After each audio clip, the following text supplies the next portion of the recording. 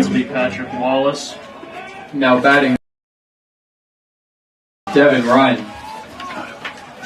And number 11, Devin Ryan at the plate for the Fighting Muskies.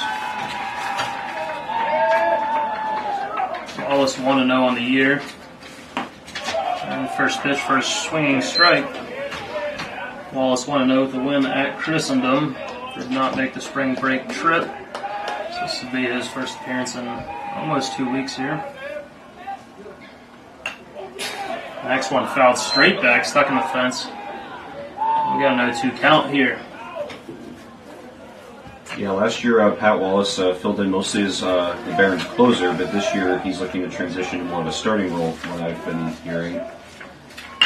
And a curveball there is a hot ground ball to Hickey. Hickey flips it to Watson, who's playing first today for the Barons. And that'll be the first out of the inning, just 3 pitches. Be nice to keep that efficiency up today for Wallace. Not sure, like I said, being off for an extended period of time, what his pitch count will be.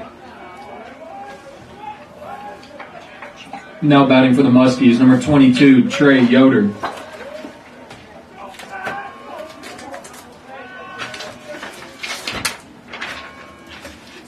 Lefty Yoder comes to the plate here. Fouls the first one back, setting the count at 0-1. Yoder, the senior from Hilliard, makes another cut. Ball just a bit outside there, out of the reach of Yoder there, and 0-2.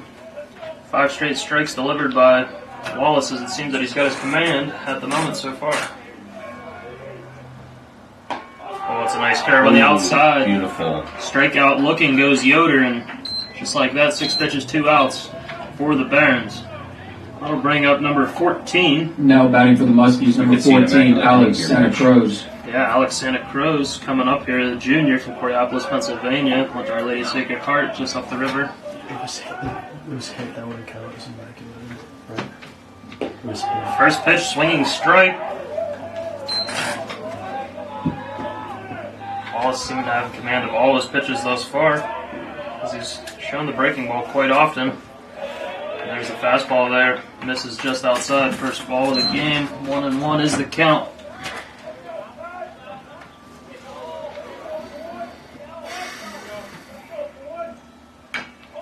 Curveball just a bit inside, but foul into the Muskingum dugout here on the left side of your screen. Franciscan dugout on the right. That's the starting time of 6 o'clock here. Temperature about 59 degrees, little wind. But we'll be getting colder throughout the night. As that's a ripped shot past Skabnicki, the shortstop, all the way to Halsey on the left. And that'll be a single. First hit of the game there for the Fighting Muskies. Now batting for the Muskies, number 8, Chase Lundell. That'll bring up number 8, Chase Lundell, senior from Zanesville for the Fighting Muskies.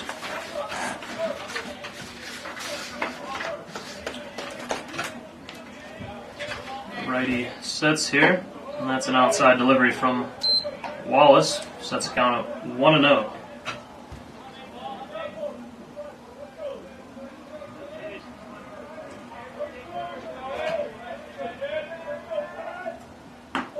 Another one outside, 2-0.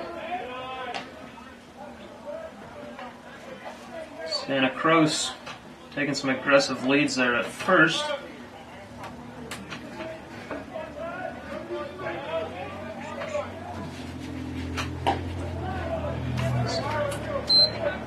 That one over the plate there for a strike to Lundell here. Lundell, your first baseman for the Fighting Muskies today. Wallace delivers. Curveball over the plate. Put out to right field. Brendan Burke's under it, and he's got it for the 3rd out of the inning. 4 batters come across there. Only 1 hit, no runs. We will head to the bottom of the 1st after a quick break here.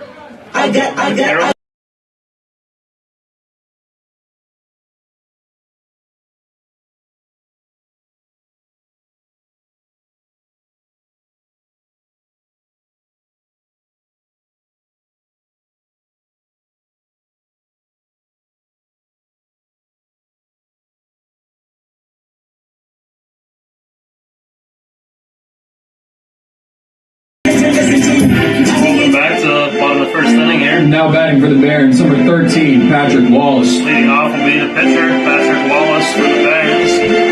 Facing Eric Cover. Local talent, Wheeling Park. Just down the river there.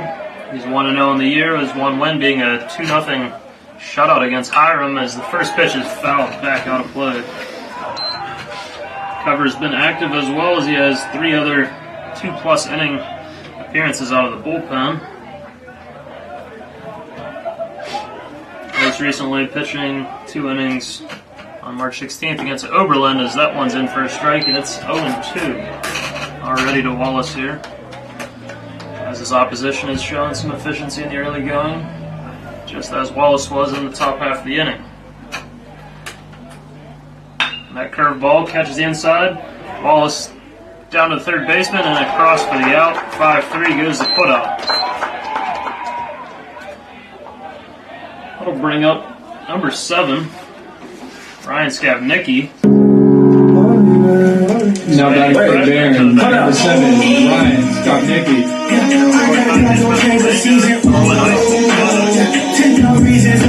A very talented high school team, 4 years there in Western Pennsylvania. Fouls the first pitch back. Skavnicki started all 10 games so far, batting .289, 11 hits including a double and a homer, 7 RBIs. Flashing a very strong leather at the shortstop position as well. Oh, is that one hit outside, but gets the call. So it'll be 0-2 once again. Back-to-back batters here, just as it was for the Fighting Muskies in the top half. Looks like this umplex outside pitches. He's caught a few of them so far. To right and left-handed batters, I'd have to agree, Lucas. That one is flied up to right center. Center fielder takes charge for the F8 there. No one taking charge there for a while, but not much wind here today. It was pretty routine ball. I'll bring up Now batting for the Barons, number 32, Michael Maynard. Michael Maynard. Maynard, was slotted in to be as their backup middle infielder, but with Wallace away on spring break, made a big impact in Florida, and rightfully has earned his way into the starting lineup here today. As he's compiled a 200 batting average, but bigger impact than the numbers say here, as he has 3 RBIs, including 1 home run, but he's found a lot of ways to get on base when he's gotten the starts and at bats. He swings through that one there to give us a 1-1 count. Lefty Maynard set and ready, and swings through another one there as cover looking effective. Wheeling native here, settled in, probably pitched at this field once or twice in high school, OVAC tournament and or playing Big Red or Central, as Maynard flies that one to left. Under that one will be Ryan for the 3rd out of the inning, and they're hitless, or the Barons are hitless through the bottom of the 1st there, as it'll be 0-0, heading to the top of the 2nd.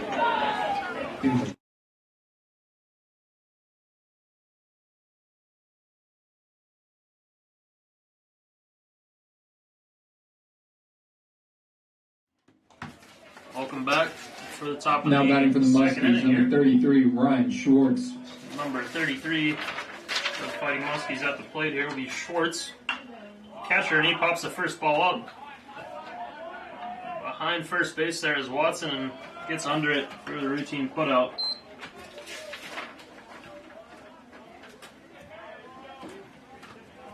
Just like that, 1 pitch, 1 out. Now batting for the Muskies, number 38, Quentin Collins. That'll bring up number 38, Quentin Collins, sophomore, Pickerington. Collins playing center field for the Fighting Muskies. Looks at a first pitch. Must have been a little bit low, as that's a ball. As the crowd is slowly falling in here at Vaquero. For the home opener, is he unable to check his swing? That'll be a swinging strike. Sets the count at 1-1 to Collins. Collins comes in today with a .350 batting average and 2 home runs and a team-leading 12 RBIs. So he's definitely one of the most more feared hitters in this lineup, it seems. Yeah, 12 RBIs to lead the team there. Quite impressive. Also 5 doubles. Yeah. As they're coming in with 30 doubles in 12 games are the Fighting Muskies, as they have proven the ability to hit the ball. It's clearly not been the issue as they're scoring about 8 runs a game. And talking to Coach Carver before the game, it's something they've done historically well for a long time. Ooh, that's Nice another curveball. That curveball is on point today for Wallace.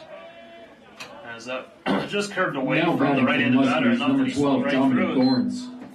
But when you got a pitcher that has the type of heat that Wallace has, it's a very very tough matchup for all opposing batters when he's got both pitches working. As that pitch misses the top of the zone, as we've got Wallace up to bat.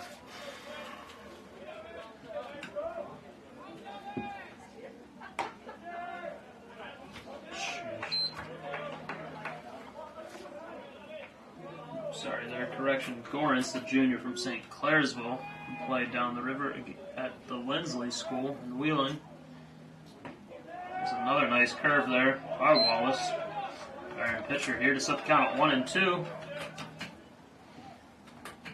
Nice game scheduled for 9 innings here.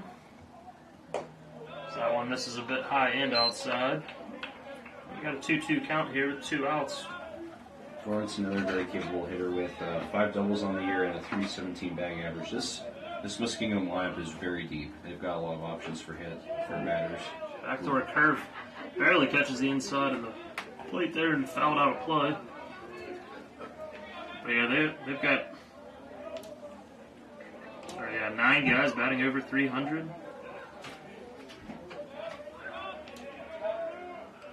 – 79 RBIs in 12 games. It's quite formidable, but that is a swinging strike there. 1, 2, 3 goes. He's just go ahead to the bottom of the second. Nothing from the count.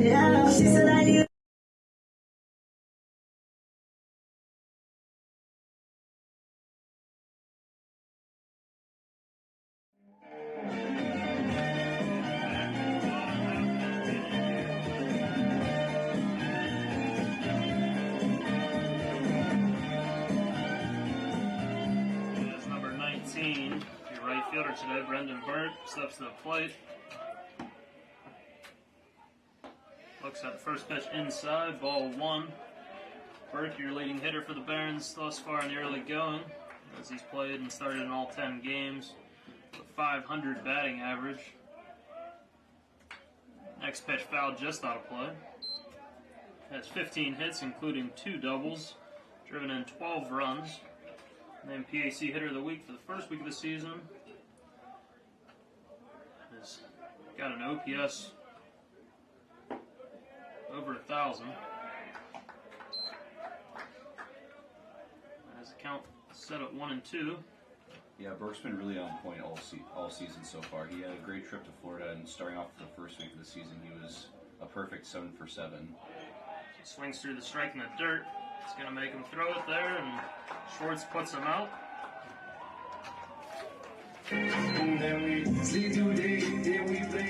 Now batting for the Barons, number 4, Jacob Watson.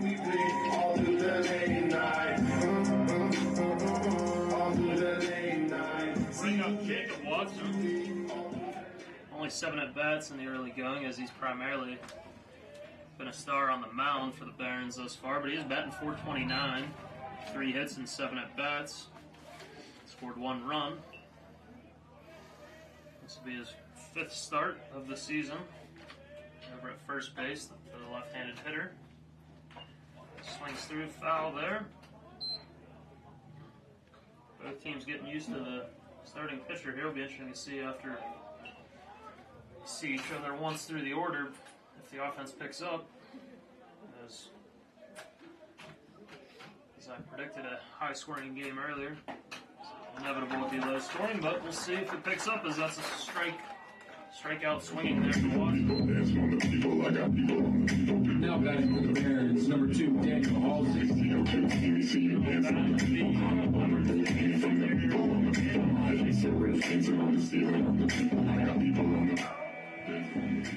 Halsey's wreaked havoc on the base paths so far as he's got 9 stolen bases in 10 games. Looks at the first pitch right down the middle for a strike. Only batting .235, but has 6 RBIs, including 8 hits, including 2 doubles. As that one's fouled out of play and counts 0-2 once again. As I believe this is the 5th batter to be in an 0-2 spot for the Barons and at least 4 for the Fighting Muskies. As pitchers have had early command of the strike zone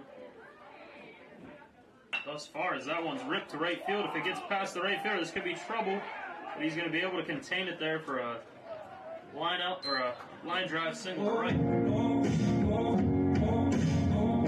Now batting for the Barons, number 28, Hickey. He's outside, he drove it outside. That's exactly what Carr's looking for. So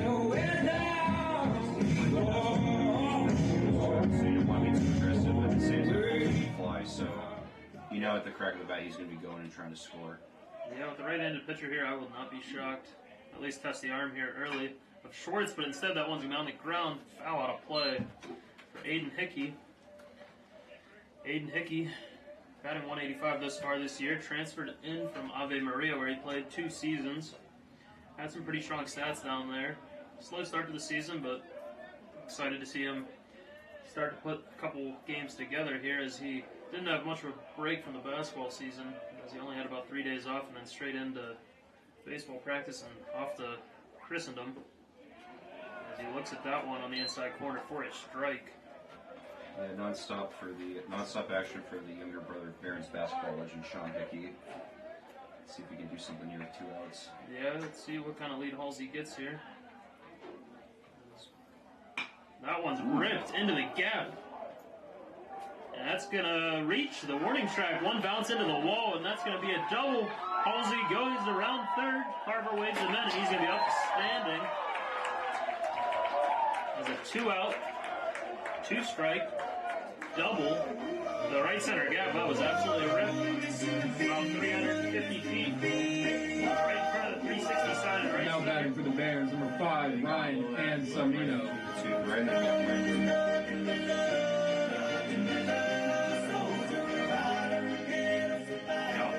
standing up without play. Yeah, Halsey with a great secondary lead, and obviously 2 outs, he was going right away. Yeah. So we'll bring up the Bethany transfer. Anselmino swings through that one. Anselmino played a couple years for Coach Rick Carver while he was at Bethany, and followed him over here for the grad transfer year. As Coach Carver is coaching third base this year, this is also a new addition. As he's screaming orders to Hickey here is at second. Anselmino almost wears it. Throws back to second there, but Hickey gets back standing. He's taking a strong lead. Strong secondary lead, I should say, as Hickey trying to score on anything into the outfield. Anselmino can deliver. Ooh, another strong secondary lead. Schwartz thought about throwing it back, but throws it to cover there. Cover's pitching out of the stretch here for only the second batter of today's game here as we're in the second inning. Anselmino watches that one high and inside, and we got a 3-1 count.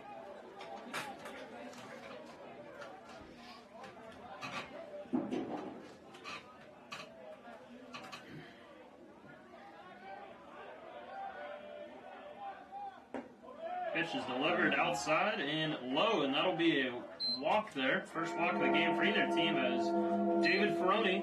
Now batting for the Barons, number 11, David Ferroni.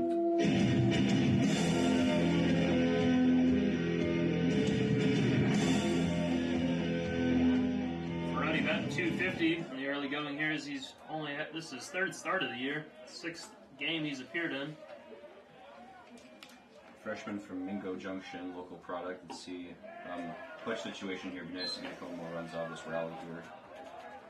And Covers definitely seemed to have lost a little bit of his early confidence here. He's starting to miss the zone a lot. Yeah, I don't know if it's out of the stretch for cover or what, but he does not seem as comfortable as he did in the early going. When you've got Hickey behind you,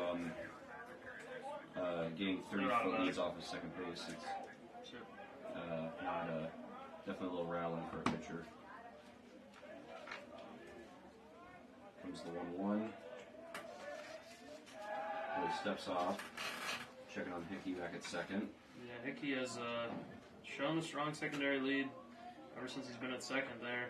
Clearly, like I've said, trying to score on anything to the outfield. The Barons will take a runner on base any way possible as Patrick Wallace is on deck. Our best contact hitter from last season. Always been our leadoff guy, so doesn't get as many RBI opportunities as the guys in the middle of the order, but this will be a great opportunity for him if Ferroni can find a way to get on base here. Curveball finds the plate there as a good protect there, but sets the count at 2-2. Hickey with speed at second. Anselmino has shown some speed in the early going here, but not known for his speed. He has swiped one bag in one attempt. Hickey has swiped 5 bags already. If the runners are going here. He's dancing. Covers looking back at him. We'll try. Yeah, Hickey throws there, but that'll be a 5. Unassisted as the third baseman steps to the bag. And that'll be the third out. Barons score 1. And we will head to the top of the third inning, score 1-0.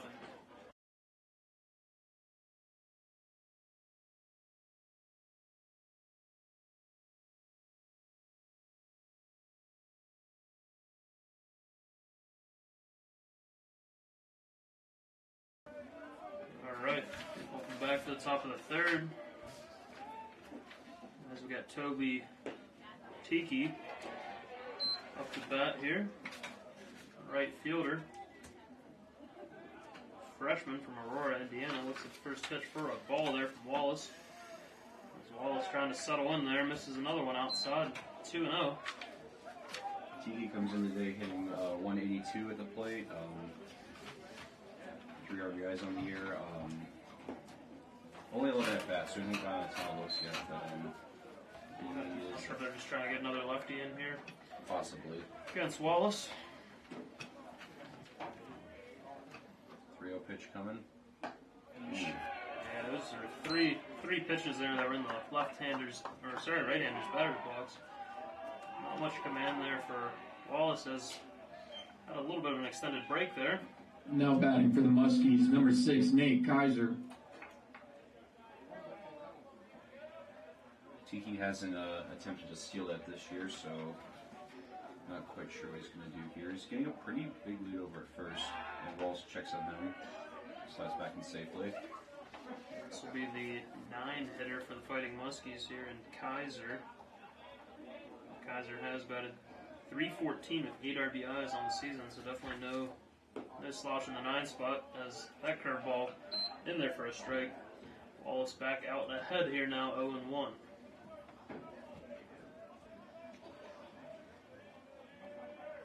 Crowd still funneling in even more here as starting to fill up here on the cloudy night. And that one's ripped. Left field, Halsey takes one step back and catches it there for the first put out of the inning. It's always nice as an outfielder, you don't have to move in your position just perfectly. He froze. He froze and just barely had to take a step back. Really didn't even have to move. Now batting for the Muskies, number 11, Devin Ryan. This will be the top of the order for the Muskies. Devin Ryan. Top hitter on the year, 447 batting average coming into today with 3 home runs and 10 RBIs. Grounded out in the first inning and looks at it. First pitch from Wallace there for a strike. Setting the count at 0-1. Runner at first. Infield at double play depth up the middle here. Third baseman's in and the runner goes. Foul out of play into the Muskie dugout. So that'll be an 0-2 count.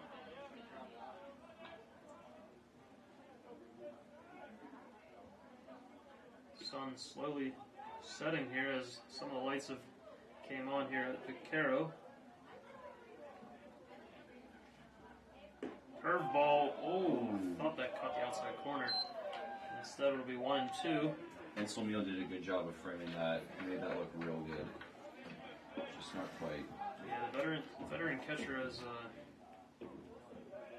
proved his worth behind the plate as the Barons got a lot of depth in the catching position this year now. Definitely. With Bert playing in right as your primary catcher last season, Dylan Robb as well on the bench. Ooh, and that one's ripped down the line. That'll be 2 bases here. Possibly 3 as Halsey finds it.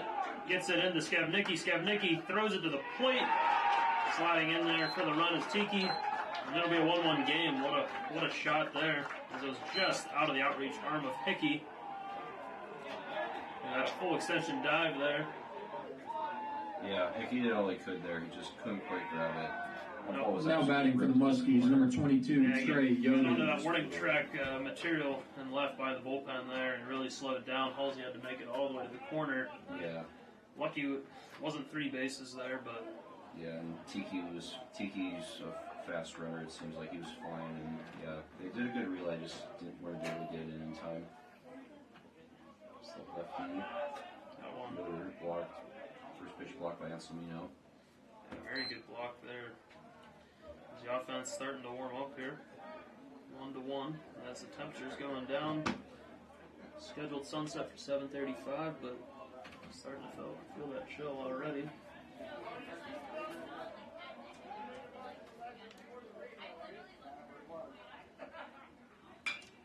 That one driven up in foul territory. I think he's going to give a look. That one will fall just in front of the cars here down the third base line. Setting the count at 1-1. Would not park there if I was those people. No, it's a dangerous spot down the line there. There's quite a few cars here as we've got a crowded attendance here in a lacrosse game on top of the hill at Trinity Health System Field. As that one is going to be hit to Watson, the first baseman, who flips it to Wallace for a 3-1 putout. And that'll advance the runner. Now batting for the Muskies, number 14, Alex Santa Cruz. Advance the runner Ryan to third there, and once again, that's the importance of not letting Ryan get to third there. Yes. As he would have scored there. As he would have scored there if he got to third there. But now with 2 outs and the runner on third, still have the risk of a wild pitch and lots of other ways that he can score. But with 1 out and the runner on third, he would have scored there easily on that grounder. Good hustle by Walski over there to cover the bag as well. Make sure we get that easy out. Well, this curveball is looking really nice tonight as batter Santa Cruz flinched back as that ball snapped dead in the center of the plate. Yeah, to a right-hander, that's exactly the kind of curveball you want. You want it running in on them, they want it to break back into the strike zone. It's really tough for them to hit that. Good block by Anselmino again. Yeah, works back outside. Anselmino being quite active back there tonight already. We need to do anything possible to keep Ryan at third and get out of this inning here, just with the 1 run. Wallace trying to get one on the outside corner there. Spot that him and cover have not been able to find here in the third. Or I should say in the last 2 innings, is in the bottom of the second and the top of the third. Wallace delivers just on the bottom of the zone there, as it is going to be a full count here. 2 outs. Santa Cruz at the dish here still. A couple fans not happy about that pitch as Muskingum's traveled well. Well, and that curveball doesn't make it. That'll be inside, and runners at the corner for Lundell. First baseman stepping up. Now batting for the Muskies, number 8, Chase Lundell. Flied out in the first. Flied out in the second. Lundell seems to be the one hitter in the slap that's in a little bit of a slump, so let's take advantage of that here and get out of this inning.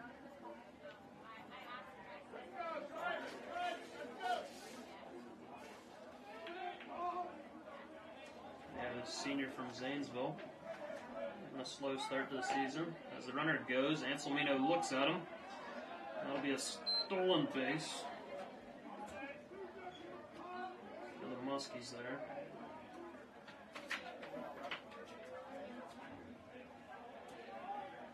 runners at second and third and 2 outs. Wallace needs to focus in. Runners aren't going anywhere. Focus on the batter here, and that one's outside. 2-0 goes the count. And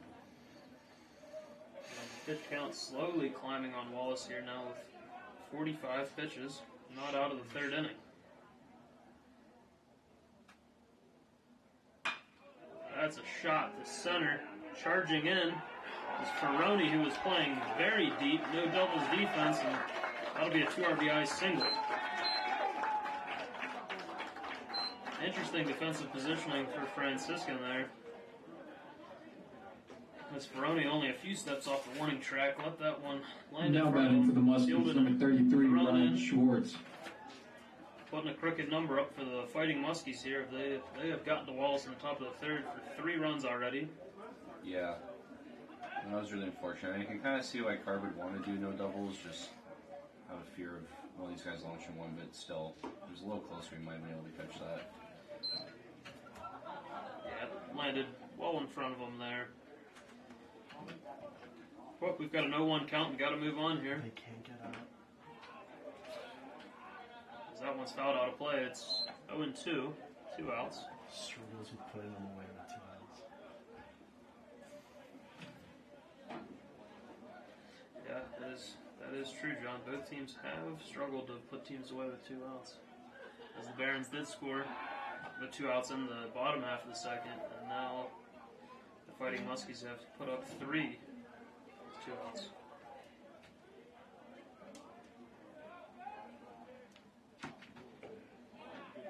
So there's a solid curve there, but a bit high.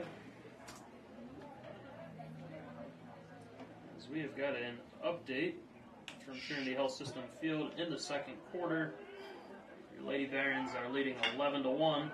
As that's another rip shot, but that one carries, much harder hit ball than the last one, as that one carries all the way to Ferroni. Ferroni puts it out.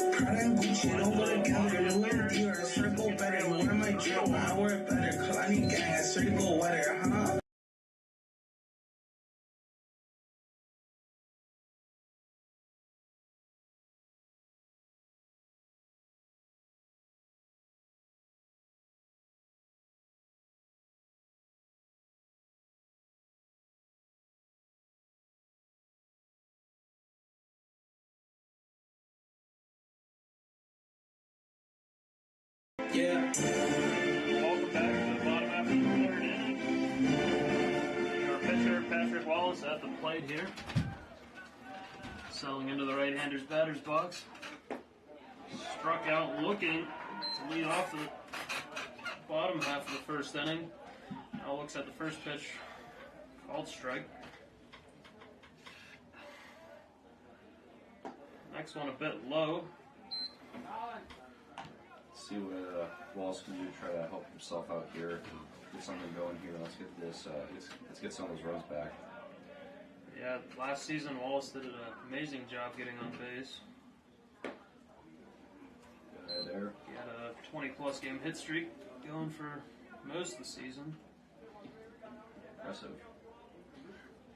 Let's see what I was actually just out of the corner of my eye there. I do see a little bit of action in the Franciscan pen and in the Muskingum pen. Got a lefty warming up for Franciscan. Looks to be Samuel Tyler. And righty pitching up for Muskingum. I can't see a number from here, but that's going to be a strike there. We got a full count here at 3-2. Looked a little high, but Wallace seemed to protect now. Big pitch coming up here.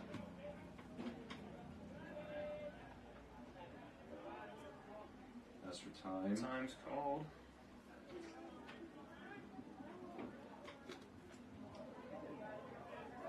So 3-2 count. Leadoff batter here. Cover. 30-plus pitches here. Swinging through is Wallace there and put out, executed there. 1-3. Wait, Two strikes. hold up. Now batting for the Barons, number 7, Ryan Skownicki. 10 reasons I believe it. Got no brother, there's no breathing.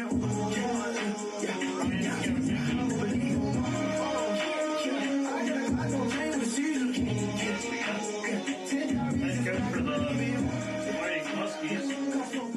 Thompson, 27th season here at Muskingum. Yeah, I'm just going out with him though. Heading out to talk. I don't know if they both saw something there. Like I said, there is some activity, but nothing happens here. Cover seems fine. He did slip on one pitch earlier in the inning. I did not see anything really wrong with him as he delivered two amazing pitches there to get back 3-1 to striking out Wallace.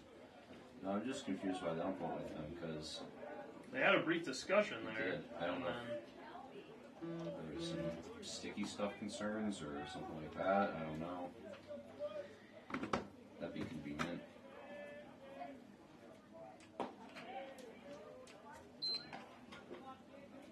first pitch, ball there. Skebnicki has definitely performed very well so far in his freshman season, blocking down the shortstop role. Yeah, I don't have my notes.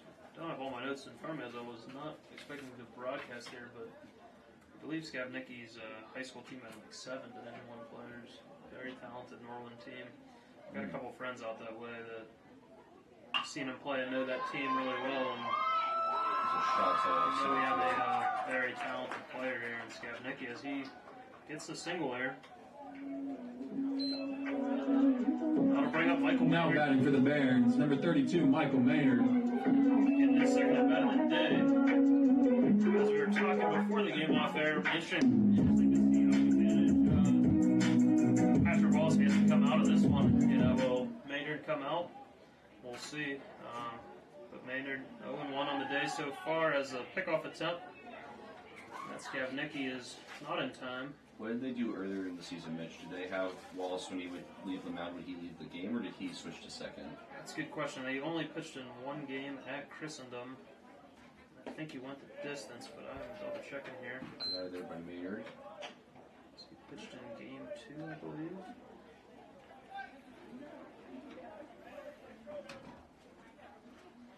No, pitched in game 3. Another pickoff attempt failed there. Cover keeps checking on Skebnicki. Skebnicki on the base paths is 3 for 3 so far this year, so definitely a threat to run. Pop-up foul by Maynard over the third base dugout. Based on the way the crowd reacted, that would hit. Yeah, that hit a carve bad. Yeah. Not the truest test, but he pitched 5 innings in a 19-1 win against Christendom, and Carve did leave him in the game. 19-1. But yeah, Pickoff attempt again. 19-1 game, you can do a lot of different things. We got a close game here on our hands right now, so interesting lineup management, but Carve's one of the best at it as that one gets past the second baseman. We got runners at first and second, 1 out, and just the man you want at the plate for the Barons will be Brendan Burt. Absolutely. Good attempt on his second baseman. Now batting for the Barons, number 19, Brendan Burt. He was diving to his left. Yeah,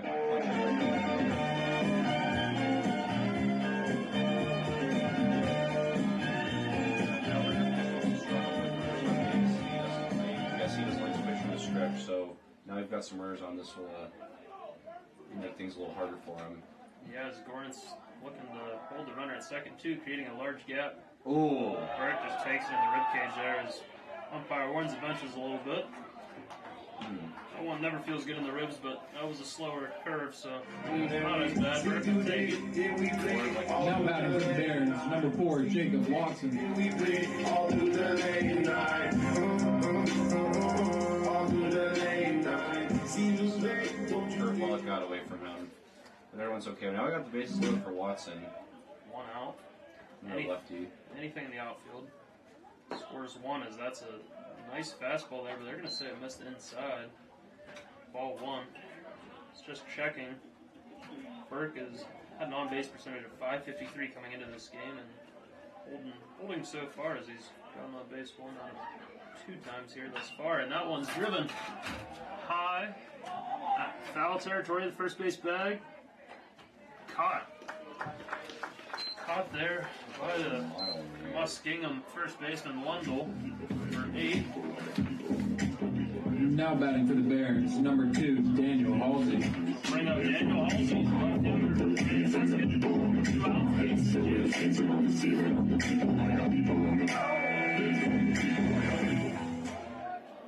This is huge right here. We need Halsey to come up big. Any way possible. Yeah. As he looks at a high fastball delivered by Cover. Got Hickey on deck, who delivered the 2-out RBI in the first. Looked to have Cover dialed in. As he absolutely hit a rocket. That one down the middle, ripped. Oh, off the third baseman. Big bouncer there. Unable to handle it there was the third baseman. Yoder. Now batting for the Barons, number 20, Aiden Hickey. Gonna give him an infield single there. That was going to be a tough one to get Halsey as he was booking it down the line. That's fair. It'll be a single to the third baseman, 1 RBI for Halsey. And this gives Hickey a chance. As he rips on the opposite field into the Fighting Muskies bullpen there. Like I said, it may just take a little bit of time for Hickey to get dialed in. Not much of a break for him, and he looked dialed in the first. So strong in the field already. And there's a little bit of time at spring break to get his baseball legs under him. May have gone a long way. Again, he's Sean's brother. I'm not worried. As this is the Franciscan's last tune-up before we start conference play. So the Barons will go to Waynesburg Friday. I should say weather depending, as we're looking at rain on Friday and potential snow on Saturday. Saturday we're supposed to have a doubleheader here. And that one's ripped in the left center gap. Going back to the left fielder, still going back, catches it above his head for the 3rd out of the inning. As Franciscan gets 1. On back into this score 3-2. On the face of my city, co-signed by Diddy, hard liquor, I'm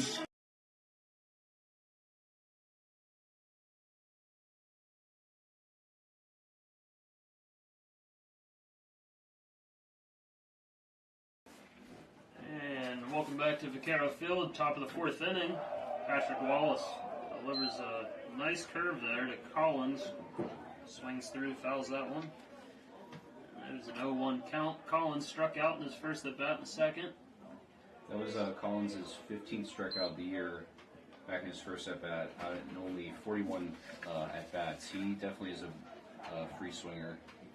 When he hits the ball, it goes far. He just also tends to strike out a lot. He's kind of an all-or-nothing hitter. Yeah, that's what the stats are saying thus far for the center fielder, as it'll be a 1-2 count.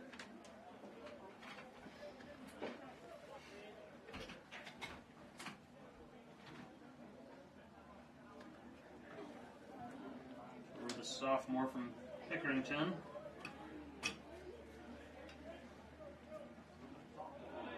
Got one in the dirt there. Anselmino unable to handle it, but no one on the bases. This will be a ball. Set the count at 2-2. Another score update from Trinity Health System Field. The Lady Barons leading 13-1 over LaRoche in women's lacrosse. As that one doesn't miss by much, and we've got a full count here. 3-2. Top of the 4th inning. No outs. Wallace out of the full windup. Delivers. A little bit more outside, and that'll be ball 4. Second walk of the game for Wallace. Oh, sorry, my bad. 3rd walk of the game for Wallace. Now batting for the Muskies, number 12, Dominic Gorens. Collins has a couple steals on the year, so keep an eye on him. Gorens is up next. The second baseman. Gorens struck out in the 2nd inning. As that one's going to find the gap. Grab by Skabnicki is. I just keep hearing how great of a defender he is. I'm not surprised that was some massive range there. He might have saved. He might have prevented Collins from heading to 3rd. Now batting for the Muskies, number 3, Toby That ball in the Tiki. infield, that was impressive. Yeah, depending how the outfield was going to run there. Early in the season, the grass was a little shaggy here. That may have ran slow enough. Yeah, definitely. The runner could have got all the way to 3rd. Yeah, no, he had to go a long way to get that. So Yeah, that being said, Coach Carver's got the field in impeccable shape here for the early going of the season. got our pitching coach Coach Schwartzmiller out there talking to Wallace right now. That is correct, as Coach Carver has 2 assistants this season.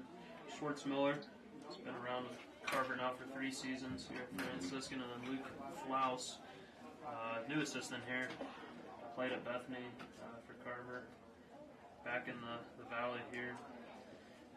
As mentioned earlier, it looks to be a lefty in the pen. I think I got a good look at the number, which is 48, Samuel Tyler from Chandler, Arizona, sophomore. Warming up, appears to be ready. Swartzy's trying to buy some time here as we got no outs, 2 men on.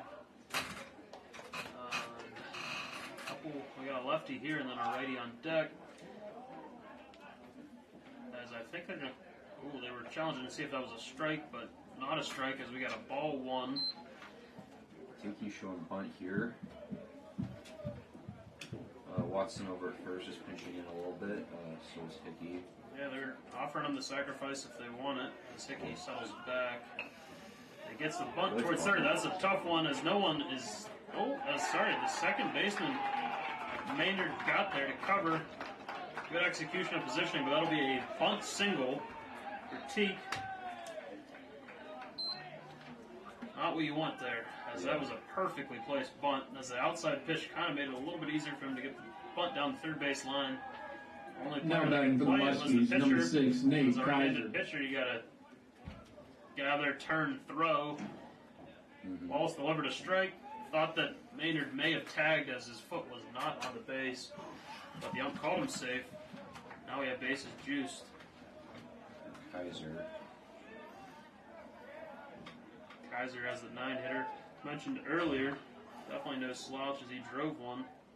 The third looks at a first pitch, which is called a strike. Got a no 1 count here as Wallace looks to pitch his way back into this inning. Barons are doing a corner in infield. Hickey and Watson are pitching at the corners here, whereas Skibnicki and Maynard are playing back at double play depth. That one to Skabnicki. See if we can turn it here as he gets it to Maynard, but not in time. Watson does a great job of picking that one, as we will have a fielder's choice. 6-4 gets Tiki. Run scores. Now batting for the Muskies, number 11, Devin Ryan. 6-4.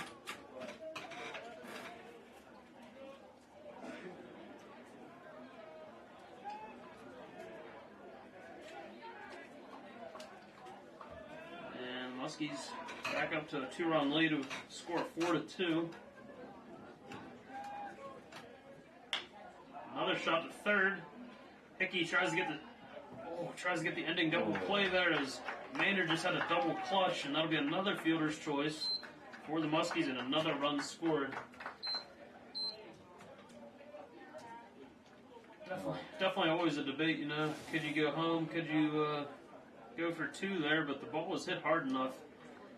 Maynard just double clutched, and the throw was just Now batting for the Muskies, number 22, Trey Yoder. Wasn't a bad call by Hickey. Ryan's a pretty fast runner, so yeah, it's always tough going all the way around the horse like that. As the runner goes, ball in the dirt, and that'll be another stolen base for Muskingum. So Ryan had a great jump on it.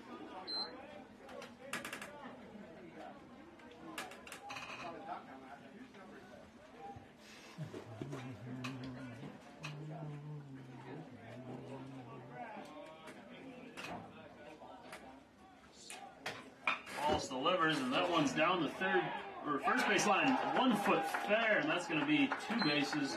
And another run scored as Fighting Muskies have shown what they were advertised as, a good hitting team here, as they've got 6 runs, with 3 runs in the third and 3 runs in the fourth, and a runner on second with 2 outs here.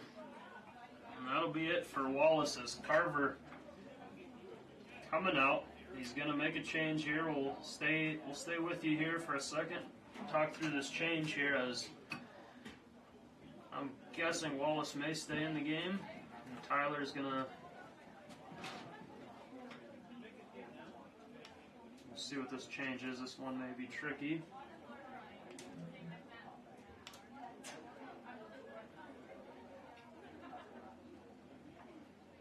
Fortunate way to end the day for Wallace. It's gonna be a straight change. He was pitching really well the first couple innings, and then his Muskingum kind of figured him out. There's no one specific issue here. It was just a couple potentially double play balls that just didn't quite work.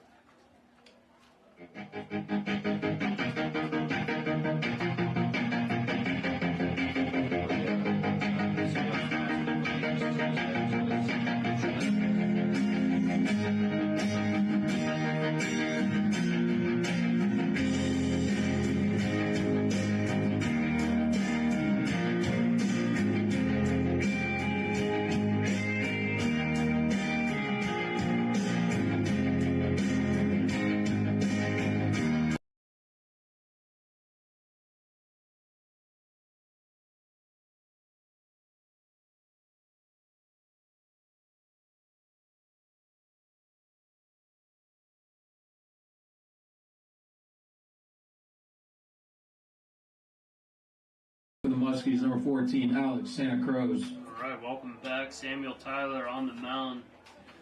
Chandler, Arizona, his third appearance of the season. He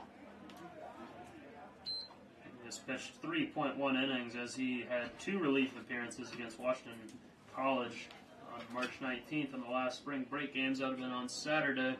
He pitched 1 1/3, allowing 1 hit, no earned runs in the first game, and 2 innings with 2 hits, no earned runs in the second.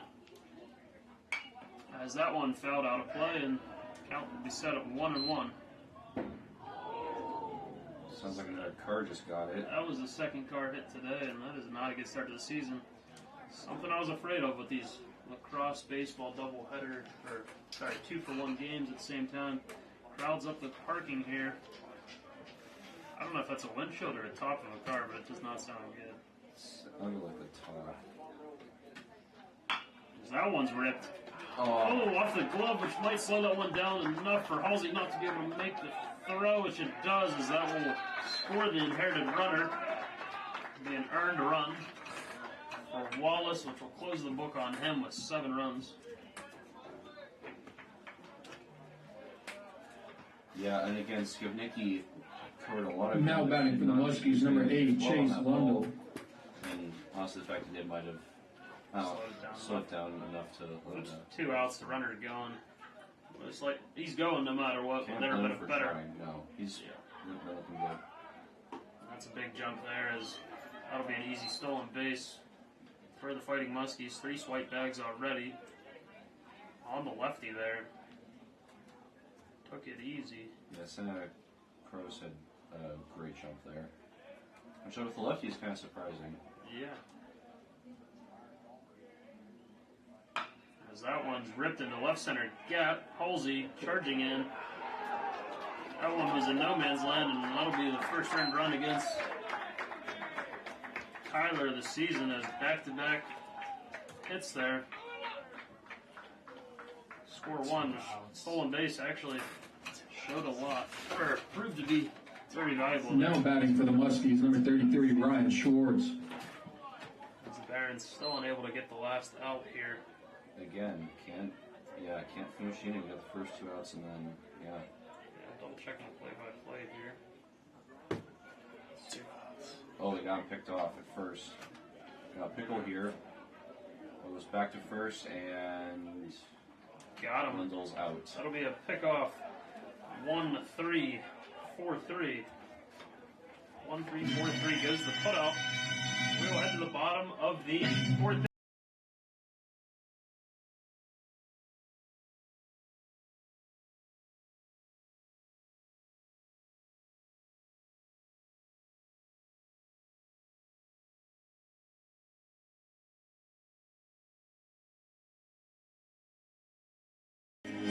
Welcome back to the bottom of the 4th inning. We have a pitching change. The Fighting Muskies as Jackson Rinks comes into the game.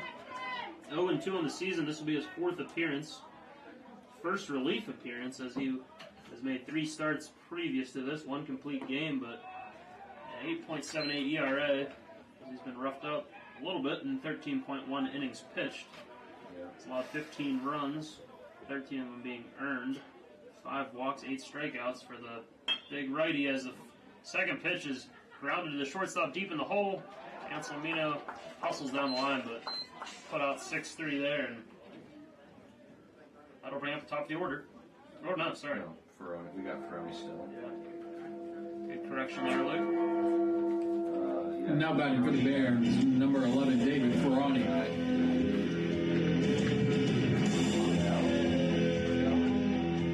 Yeah, I'm trying to remember. We got I don't have my score sheet. started the inning right after his at bat, I believe, as that's another 6-3 putout.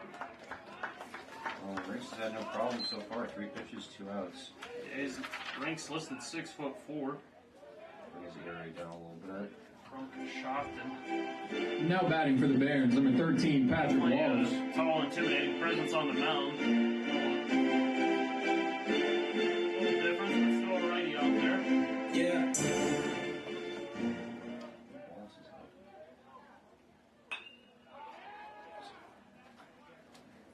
Yeah. Kept him in as a DH. Let's see, so this is escape to the group. Yeah, go to Franciscan.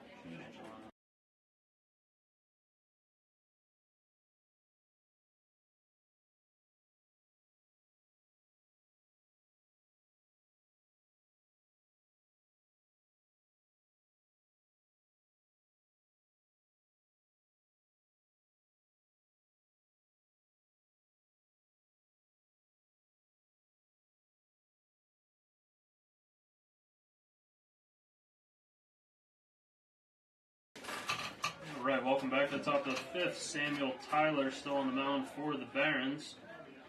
This will be the catcher Schwartz at the plate. Schwartz 0 for 2 on the day, has flied out twice. Looking for his first hit. Tyler looking to settle in as this is his first clean inning to start. That'll be a 1-1 count as that one misses inside. Muskies scoring 5 runs in the 4th inning, 3 in the 3rd. Franciscan looking to put a 0 up there finally as he swings through that one to set the count at 1-2. We'll start here with the leadoff man out. That's a good way to set the tone for an inning, is get that key first out right away. Yeah, as Tyler does it there, swings through that one. Just noticing he's pitching out of the stretch. Just must be his comfortable position as a primarily relief pitcher to Now batting for the Muskies, number 38, Quentin Collins. pitch out of the stretch at all times there.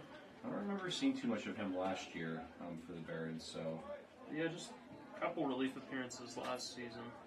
he's a sophomore, correct? He is a sophomore. I think wore number 20 last year, switched to 48. As that one grounded to Hickey. Hickey gets a strong throw there. Good recovery there as Hickey would have been on the hook for an error there as he bobbled the ball. Yeah, good throw, good stretch by Wallace as a former first baseman. I always like to see a good pick like that. Yeah, very Now batting for very the good work Muskies, number from, 12, Dominic Watson, Dorrance. who doesn't- Watson, Yeah, sorry. Watson, who does not play there every day. First base has kind of been the rotating spot for Coach Carver this season. And Burke has seen time there. Stair has seen time there, another freshman, and Yeah. Used to be, last year we had Josh Costello locking it down, but he's no longer on the roster, so Coach Carver's having to make do with several different options, but so far it seems like it's going okay. yeah, both corners gone as Declan Peterson graduated. And Hickey has stepped in and started in every game at third thus far. Scott Nicky stepping in at short. This gave us a pretty strong infield thus far. Yes, definitely. As that one's popped up, and opportunity for a 1-2-3 inning. As Watson fields his position well this inning, helping the pitcher out there as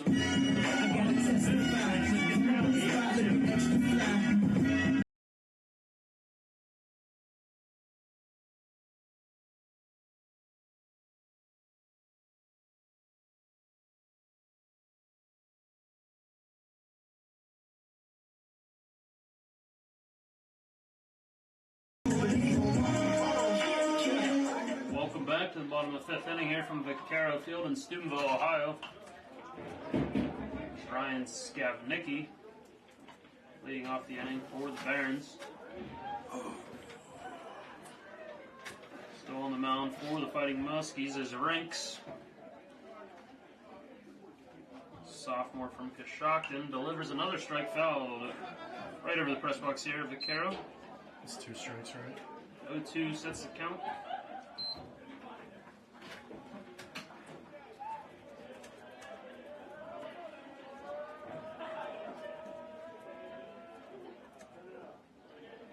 Check the swing. Yeah, he held there.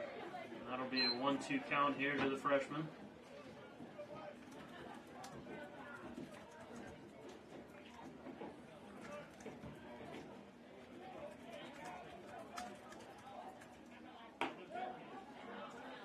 Yeah, again by Skibnicki. Works the count to 2-2.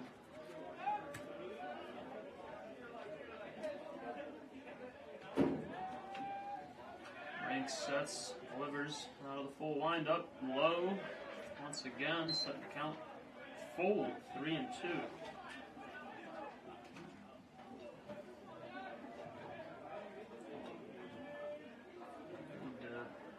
And make Rinks work a little bit here. That one a bit outside, but Casampes showing the ability to call that one a strike. Skavnicki protects wisely. Definitely. That one is fouled out of play. Fouled 3 pitches off this at bat. Watch 3 other balls. Full count. Rinks throws it. That was going to be behind Skavnicki. Instead, clips him on the shoulder. That'll be a hit by pitch. Now batting for the Barons, number 32, Michael Maynard. Versus going over to check on him. I thought it hit his back shoulder. Looks like he is. I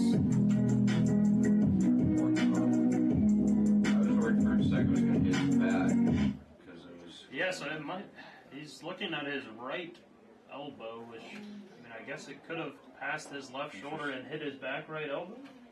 Could have, yeah, maybe, I or did not see that live that well. I just thought it hit his lead left shoulder. As Yeah. the right-handed batter, but he's looking at his right elbow.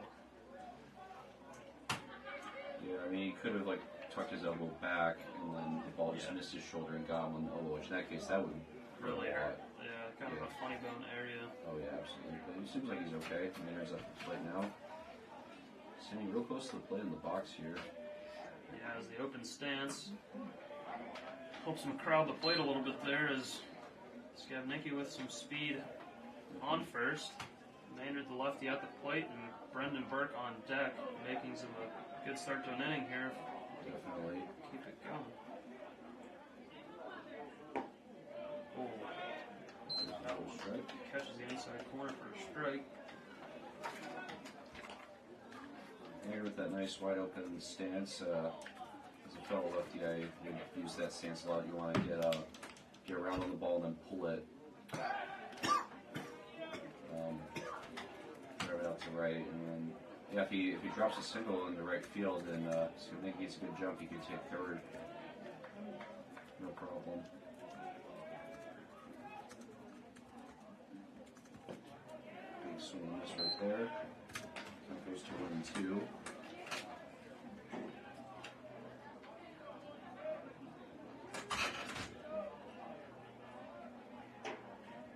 Skibnicki with a small lead at first, and he comes back as Brake steps off.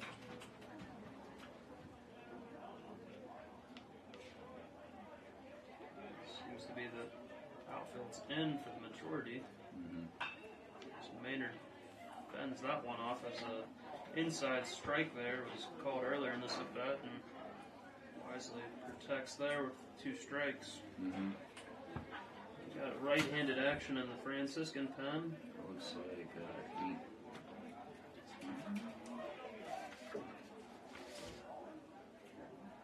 I'm not sure. Can't quite see. It's getting a little dim up here, so Skibnick goes for second. He just gets under the tag. Sliding in head first, barely makes it there. So it was a strong throw by Schwartz. But that'll be a stolen base for Skabnicki. Skabnicki's fourth stolen base this season. He's a perfect 4 for 4.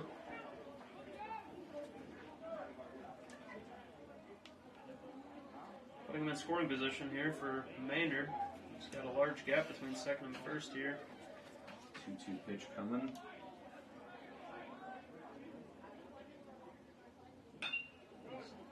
Fouls that one out of play, but Skabnicki definitely pulling some of Rink's attention here. The 6-run lead, sometimes you see them kind of try to laser their focus in on the batter, but no outs. Potential of a big inning brewing. Rinks is dividing his attention a little bit. Maynard's fending off a lot of pitches. This is exactly what Card likes to see from his hitters, is fouling off pitches, making the pitcher work. So even if you get the out, you're getting him tired faster. Another foul. I'd like to see it. Yeah. Definitely getting to see a little bit more of them. I mean, it was a pretty quick inning last inning. Yeah, he would always preach that when we were doing hitting practice. He would always be talking about trying to just stay alive, foul pitches off, and then eventually you're either going to hit something you can hit, or you're going to at least make the pitcher work more. Again, another foul. As the 1, 2, 3, 4, 5, 6, 7. This is going to be the 8th pitch of the at bat here. Yeah, Brendan Burt getting a good watch here on the on-deck circle. After a 5-pitch, bottom of the 4th, Hurts has had to work a lot more this inning. It was a full count hit by pitch to Skabnicki. Now a Good curveball eye. in the dirt fills this count up. Back-to-back full counts. Amping up his workload, and that's also going to amp up some action in the Muskingum bullpen. As Muskingum, with a 47-man roster, he traveled a decent majority of it, I would say. Maynard's good at getting on base too. He has a 394 on base percentage coming into this game. He knows how to take pitches and. Ooh, I thought he was going to be able to hold that one as a curveball just a bit outside. Had Maynard out ahead of it early and was not able to hold it. Now batting for the Barons, number 19, Brendan Burke. Maynard's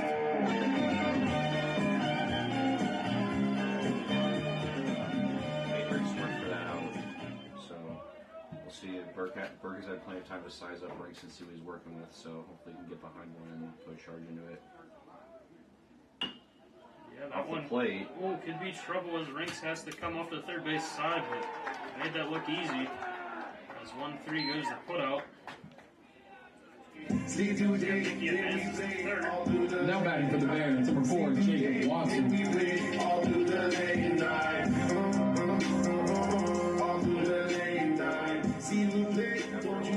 Burke swings at the first pitch and hits it straight down to the plate, pops up in the air, and Rinks makes an easy out. Quickly, there's 2 outs. Watson looks at that one inside and gets the call as Rinks. That's an 0-1 count. Brendan hit as a lefty that was inside pitches, but he almost been calling one of them. So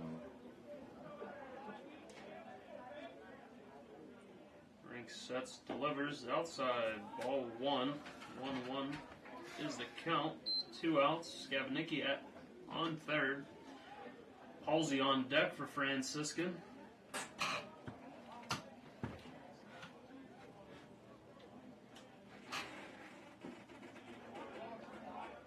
Is that one in the dirt? nice ball from That's- Schwartz. Yeah, you definitely cannot understate that with Speedy Skabnicki on third with a strong secondary lead. Score on a lot of pass balls with a deep backstop here at Vaccaro.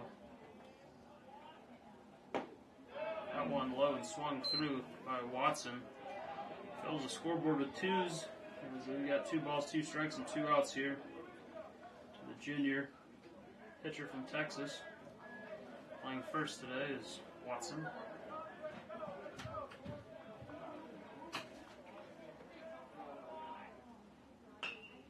That one fouled out of play over the Cars. 8-2 game. You've got to feel that Franciscan needs to get one almost every inning here to get back in it. As this will be the first, has the taste of being maybe the first bullpen game for Franciscan, as our starting pitchers have had decent length all season. I believe our shortest appearance being 5 2/3. Well, 5 innings actually, so. Oh, that's going to be a tough. Oh, it's going to say he checks it for another full count. Third full count of the inning. Lone non-full count being that first pitch. Ground out by Burke. Some chatter from the Muskingum fans. Again, they traveled very well this game here. Oh, nice pitch by Rink. Swung through by Watson. We will head to the top of the 6th inning. Fighting Muskies leading 8. This is a public service announcement sponsored by Just.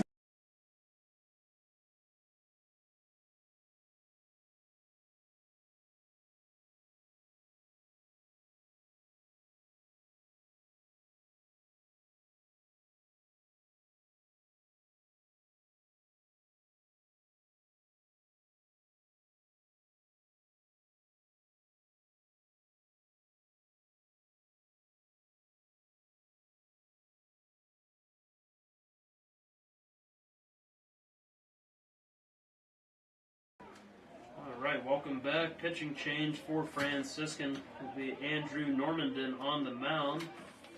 Third appearance of the season for the sophomore. Delivers a first pitch hit deep into the night sky towards left center.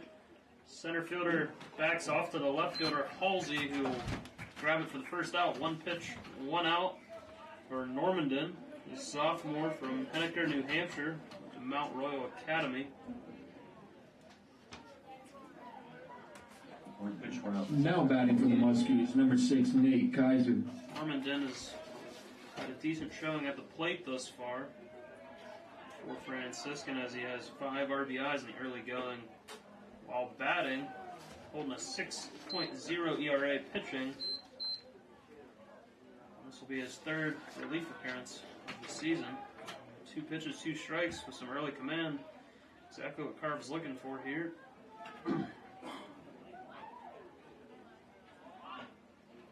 Failed bunt attempt. Say he swung for a strike, 0-2. Yeah, good call there. Kaiser definitely offered that pitch. Normally can keep pounding the zone here and get a couple innings here and keep us in this game. That'd be sweet. Ooh.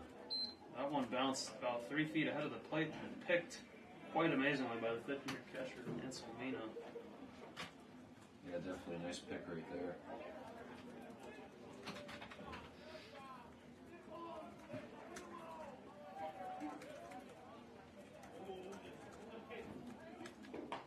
Swinging strike there. Normandin. 2 putouts early. First strikeout of the game. Now batting for the Muskies, number 11, Devin Ryan. Number 11, Devin Ryan. In 3 innings of work so far this year, Normandin's averaging a strikeout per inning, so he's keeping on pace with that. Barron's staff as a whole has been doing well in terms of strikeouts. If my math is correct, they have about 8 strikeouts per 9 innings ratio, which is definitely pretty good for a Division III baseball.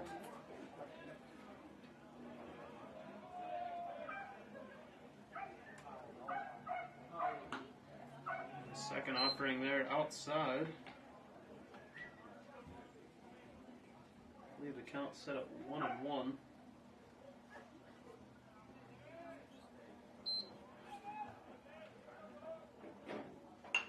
That one fouled out of play, tracking the cars, just missing. Setting the count at 1-2. Normandin showing some command. Definitely.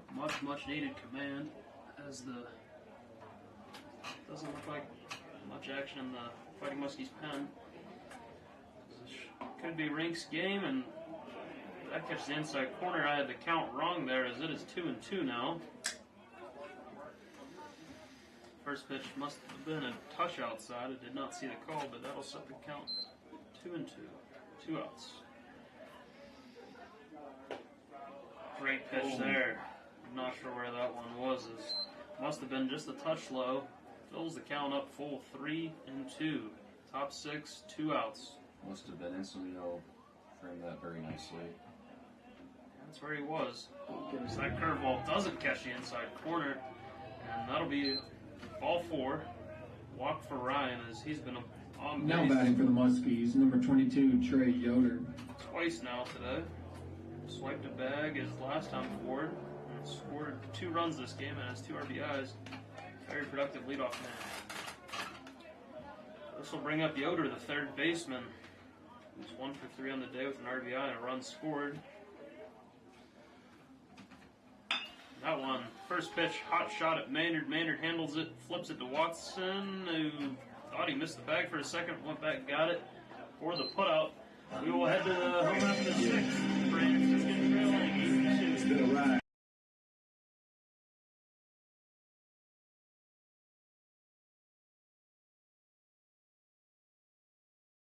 The Carroll fielder for the home after the 6th inning. Rinks is set and ready to deliver here to left fielder Daniel Halsey. That one a bit outside, but gets the call here. The home fans not happy about that one. More action in the Franciscan pen there as Halsey swings at an outside offering, but he's got to protect once it's called a strike there.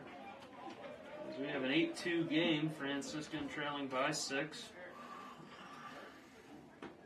Oh, that's the same exact pitch there. Called a ball. As Halsey's a perfect guy to get on base here first, as he's showed his speed as he scored from first on a double by Hickey in the 2nd.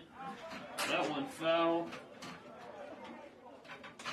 Just missing a row of cars here. Bad day for cars. Not a good day yet for the Barons here as they trail the Fighting Muskies by 6 here in a non-conference action. Rinks unhappy with the signs. Resets. Now ready. Lines. Delivers. Inside, almost hitting Halsey. Umpire grabs a new ball as that one hit the dirt. We got a 2-2 count.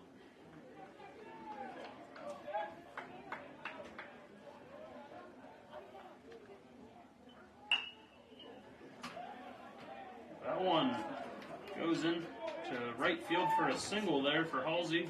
His 2nd hit of the day. Now batting for the Barons, number 28, in Hickey.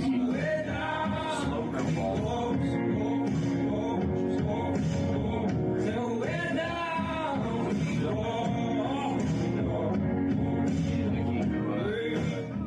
First inning. 2nd inning, yeah. 2nd inning. Same exact scenario. Well, minus it was 2 outs. Halsey singles, and then Hickey ribs a double. Good eye there for the first offering. Slow for the ball. This is his first time against Rinks. Yes. Thank you. Rinks is in for his 3rd inning here now, but 2 clean innings. This is his first time against Hickey. Yep. Hickey seemed to have the starter cover timed up a little bit. Another little pitch. I mean, Muskingum's head coach Thompson may have saw what we saw as the Barons seemed to be timing him up a little bit. You know, 2nd time through the order. Both pitchers are pretty clean through the first time through the order, and Definitely. goes to the pen here. You know, off the stats, we were kind of confused with Rinks getting roughed up a couple times, but he's shown that he's got some good stuff here and has settled in well. Yeah. Rinks was really fired up after getting that last strikeout against Watson last inning. Probably, you know, not too happy about being demoted to the bullpen after a rough 3 starts beginning of the year, so hopefully he's hoping to find his groove again, and so getting that out right there is probably big for him. Count set at 3-1 here. Hickey sees an inside pitch called strike 2. So he almost flips the bat back towards the dugout, towards Anselmino. He's on deck here. Instead, we got a full count. Reset. Focus in here. Rinks out the stretch here. Set. Delivers. Outside. Swung through is Hickey there. And that'll be a first out of the inning. First strikeout of the inning here. And Now batting for the Barons, number 5, Ryan Anselmino.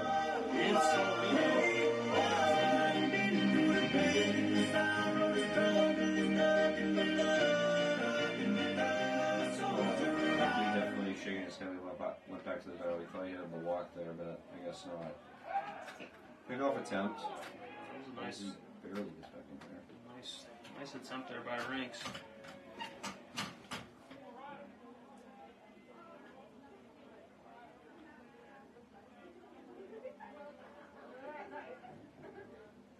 That one outside and swung through by Anselmino, setting the count at 0-1 here.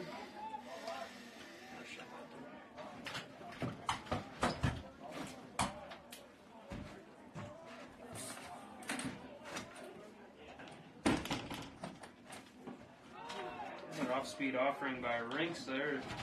Just a bit early there was Anselmino for a strike. Anselmino's a bat that the Barons definitely want to see start to heat up a little bit. He's not had the best start offensively to the season. That one fouled back just right of James E. Blackburn press box here at Vaquero. Just over the bleachers here as crowd is still held. Decent number still here. Yeah, good turnout for chilly school night, so people out here to see the Barons. Hot shot to the third baseman, handles it cleanly, but throws it high, and that's going to cause the runner to be safe. Anselmino reaches on the fielder's choice, and Halsey reaches second on the air. Now batting for the Barons, number 11, David Ferroni.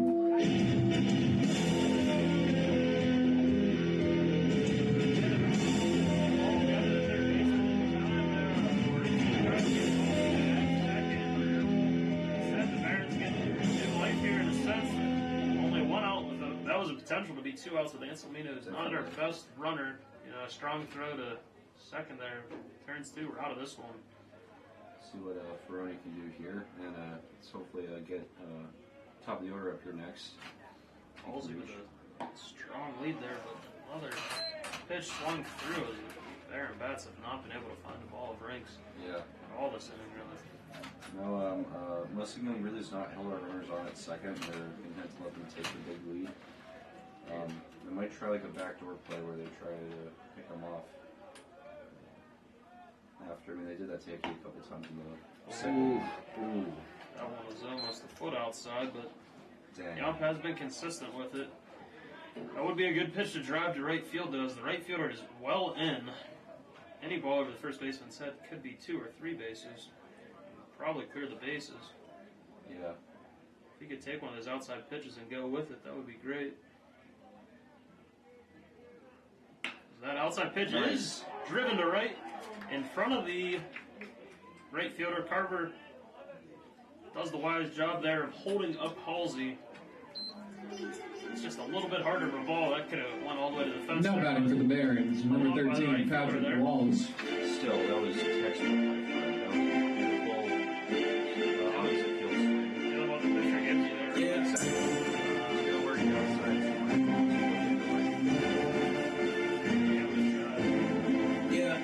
Wallace up to bat here. Wallace started out as pitcher.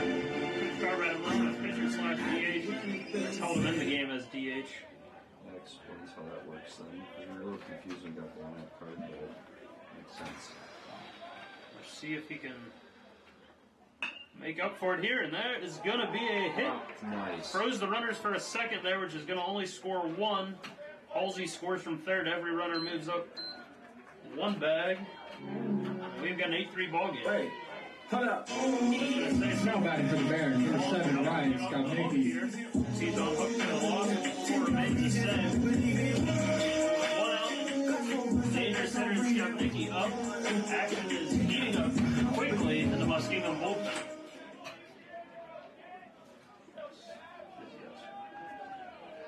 It'll be an earned run for Rinks at the moment. You can't assume the double play. Yeah. But if we get the next out here, that will not be an earned run. It would have been the second out.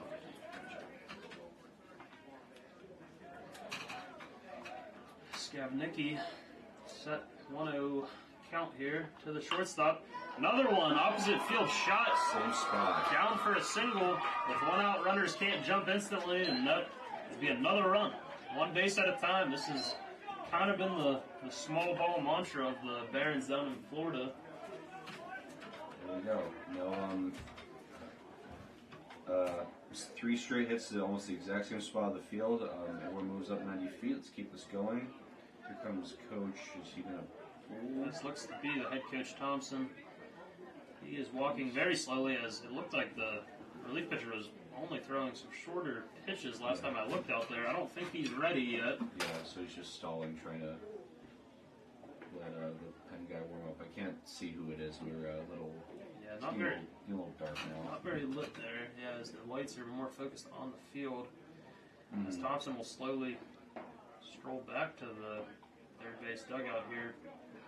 But yeah, that was kind of a theme of their first weekend of games at Christendom. A lot of small ball. They had 1 home run, 2-run shot by Stair in Virginia. A lot of small ball, getting on base, finding ways, a lot of stolen bases.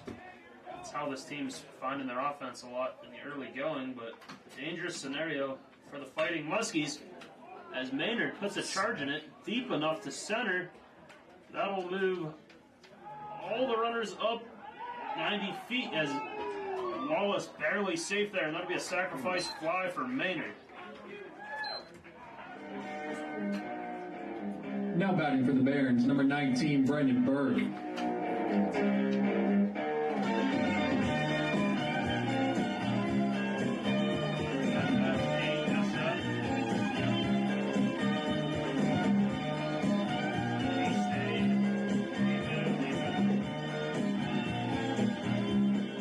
Wallace barely safe at third. Now we got Burt.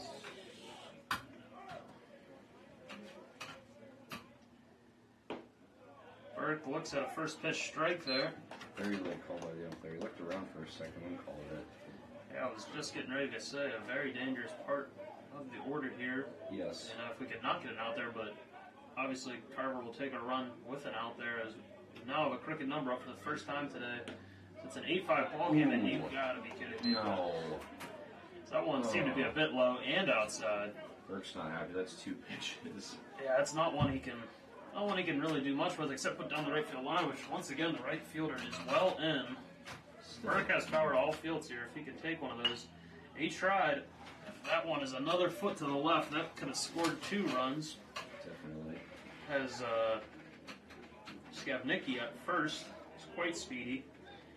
May even see him running here, but with a dangerous hitter like Burke, you're going to give Burke his chance. The right fielder is really in. Teak, he's pretty close. So if Burke could get one opposite field and deep, that could be trouble. As that one's inside, fouled out. Burke's protecting all parts of the plate here now with a very... I hope Burke goes for moments like these. Let's see what he can do here. Yeah, 8-5. Got one about 400 feet here. We got a tie game and a brand new ball game. As that one's chopped up the middle. Could be trouble, but a routine flip there. Goes a 4-6 put out. Fielder's choice for Burke. And we will head to the top of the 7th and a 9-inning affair here from Stephenville, 8-5. Fighting Muskies.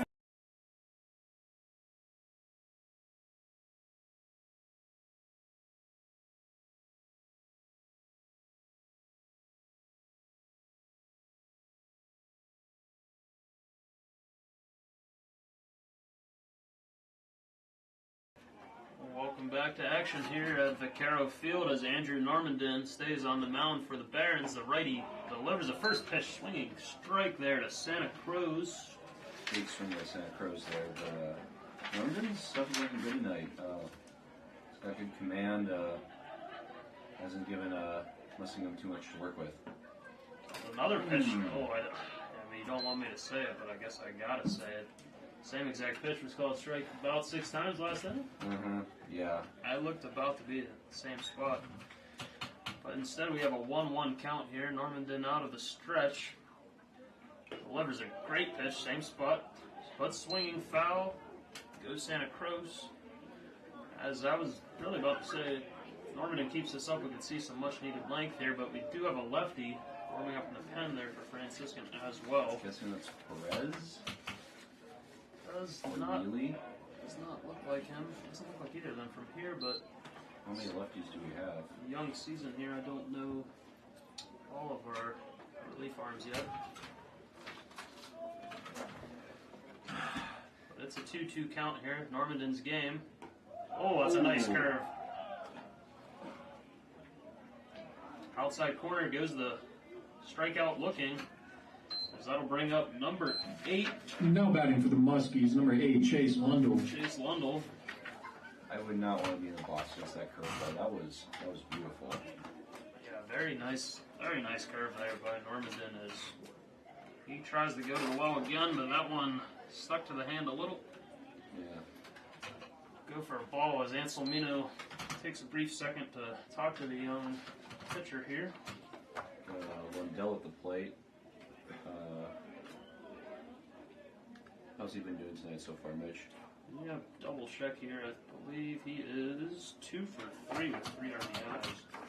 Had that double, or no, sorry, 2 singles. 2 singles over Well, that's 3 RBIs. Flied out in the second inning. Sorry.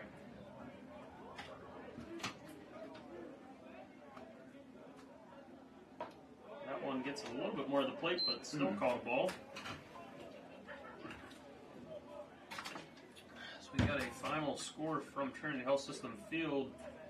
Lady Barons 22-2 over LaRoche, and that one in right center. That's going to be trouble for Oni on his horse, but not able to get there. As that'll be a stand-up double. As he slides in for no reason there. good job by Ferroni being there quickly. He got to that ball real fast, which was, it was probably going to be a double anyway, but good hustle by the center fielder. Now batting for the Muskies, number 33, Ryan Schwartz. Yeah, he's had our number all day. First extra base hit, and then we've got Schwartz, who's not had such a great day at the plate so far. 0 for 3, 1 strikeout, 2 flyouts.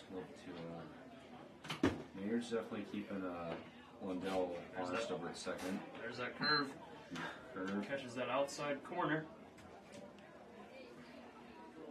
We need to keep him off the board here. We have some momentum from the last inning. We need to keep that going and keep it a 3-run game. That's definitely a big thing in these type of games. Get that offense going. I think we just need 5 runs, 6 runs, get back in this one. But if you allow another 3-4 runs, it makes that target even harder to reach. Keep this target stationary here at 8 runs. As I don't know what's wrong with that pitch. And it's going to be a 2-1 count. As Normanton is thrown it where Anselmino's set up, and they're set up where the ump has been calling a lot of strikes. Anselmino's calling for a lot of low pitches. He's been sometimes getting real low in his stance, almost going into a split. Oh, I thought Watson could get a glove on that. Instead, runner will be held at third, and that'll be runners at the corners. Ball gets out of play there for a second, but Watson corrals it. Good throw by Burke to get that in fast. Now batting for the Muskies, number 38, Quentin Collins. That ball was raked. It looked close to Watson, but Might have been past him. Yeah. Before he was in position there. Yeah.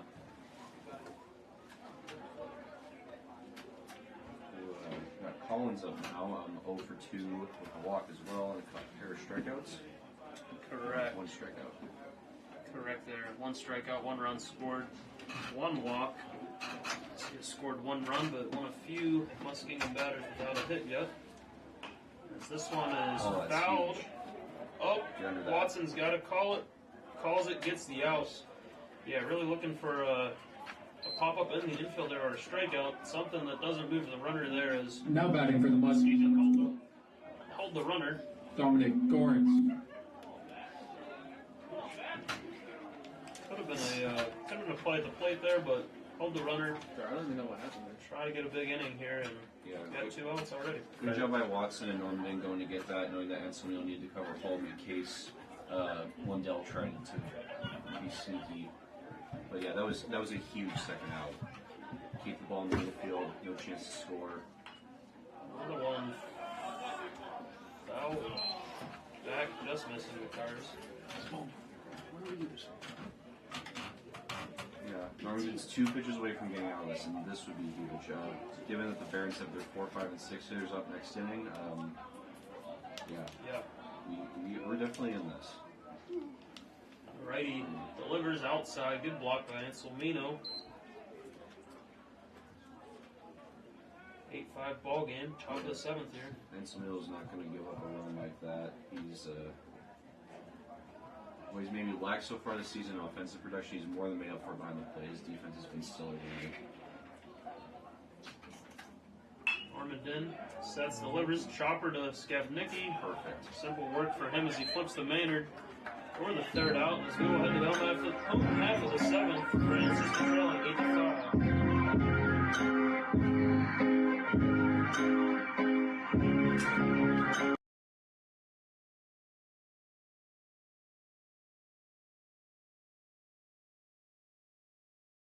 To Vaquero Field here as Coach Rick Carver's gone to the bench here, bringing in Kyle Ferentz to pinch hit. But the Fighting Muskies have also gone to the bullpen, bringing in Drew Eaches for his 4th appearance of the season. He's had 1 clean appearance and has been roughed up in a couple others as he allowed 7 earned runs against Haverford and 3 earned runs against Rockford. 1 clean inning against Washington Jefferson, who's one of the best of the PAC. Yeah. So it's been a mixed bag for the senior, who over the years has got a very strong strikeout rate. Let's see what he's got tonight, as it is gotten to get a little bit chilly here as temperatures dipped into the 40s. Ferentz up after a strong season last season. He's been a little cold, more than a little cold to start the year. 0.87 batting average, only 2 for 23. He does have 3 RBIs and a double though. We know that he's got potential, so Carter's sending him out here hoping he can break out of this slump and get something going here. Solid lefty contact that normally. Yeah, he's got some speed here. Also will give us 2 lefties here this inning. Maybe something in the scouting report. Well, Watson was a lefty too, but I'm guessing maybe there's some sort of defensive substitution going in here. Yeah, like you said, assuming Burke may come in and then First and Ferentz going out to right as he checks swing. his swing there. We have the count wrong on the board as that'll be ball 4. Now batting for the Bears, That'll number be 2, leadoff Daniel runner here.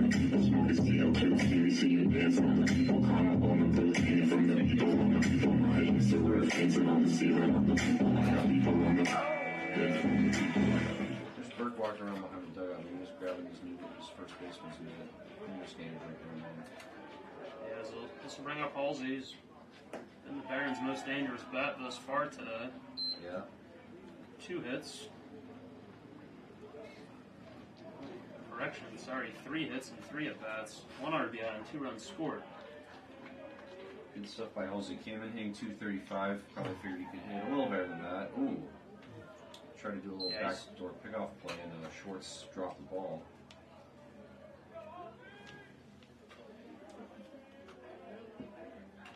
2-0 count to Halsey now.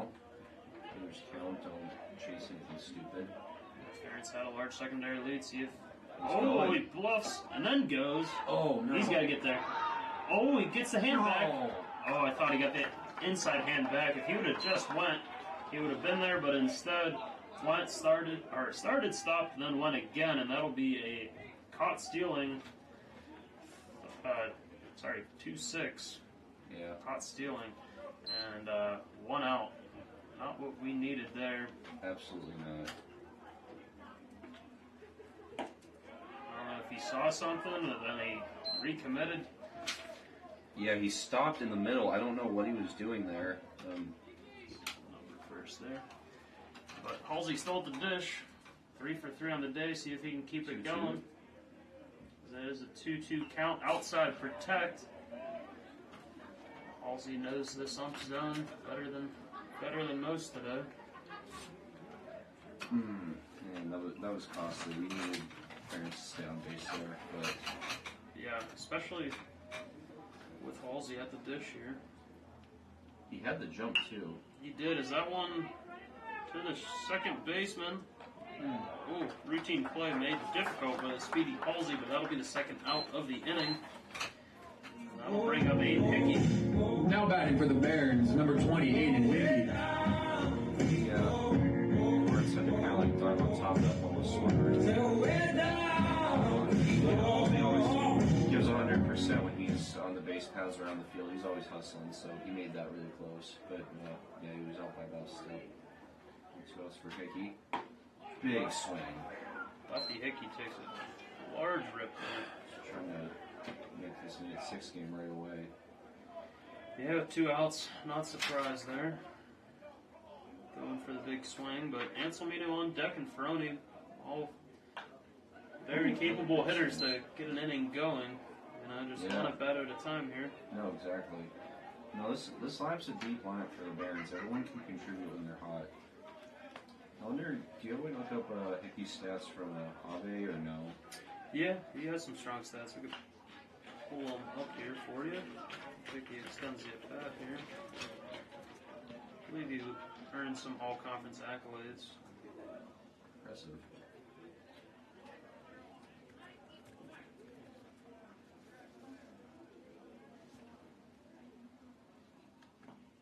Inside. Good eye by Hickey there.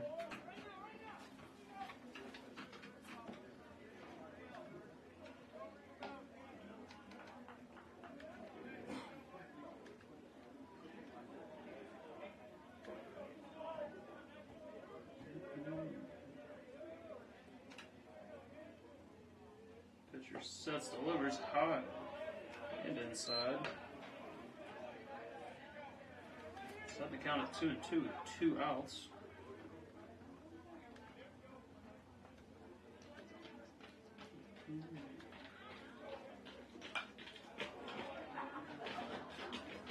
Fouls it off. Good work protecting on the outside there. He got burned last at bat by the umps favoring the outside part of the plate. So good plate good job defending the plate right there.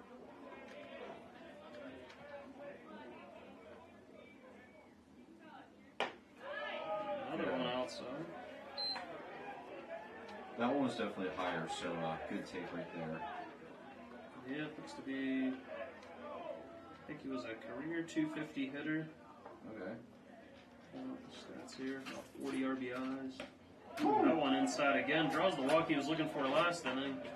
Sorry, 2 innings ago, but in a dangerous fashion there. Now batting for the Barons, number 5, Ryan Anselmino. The umpire is having a discussion there. I think he was really just looking for some baseball.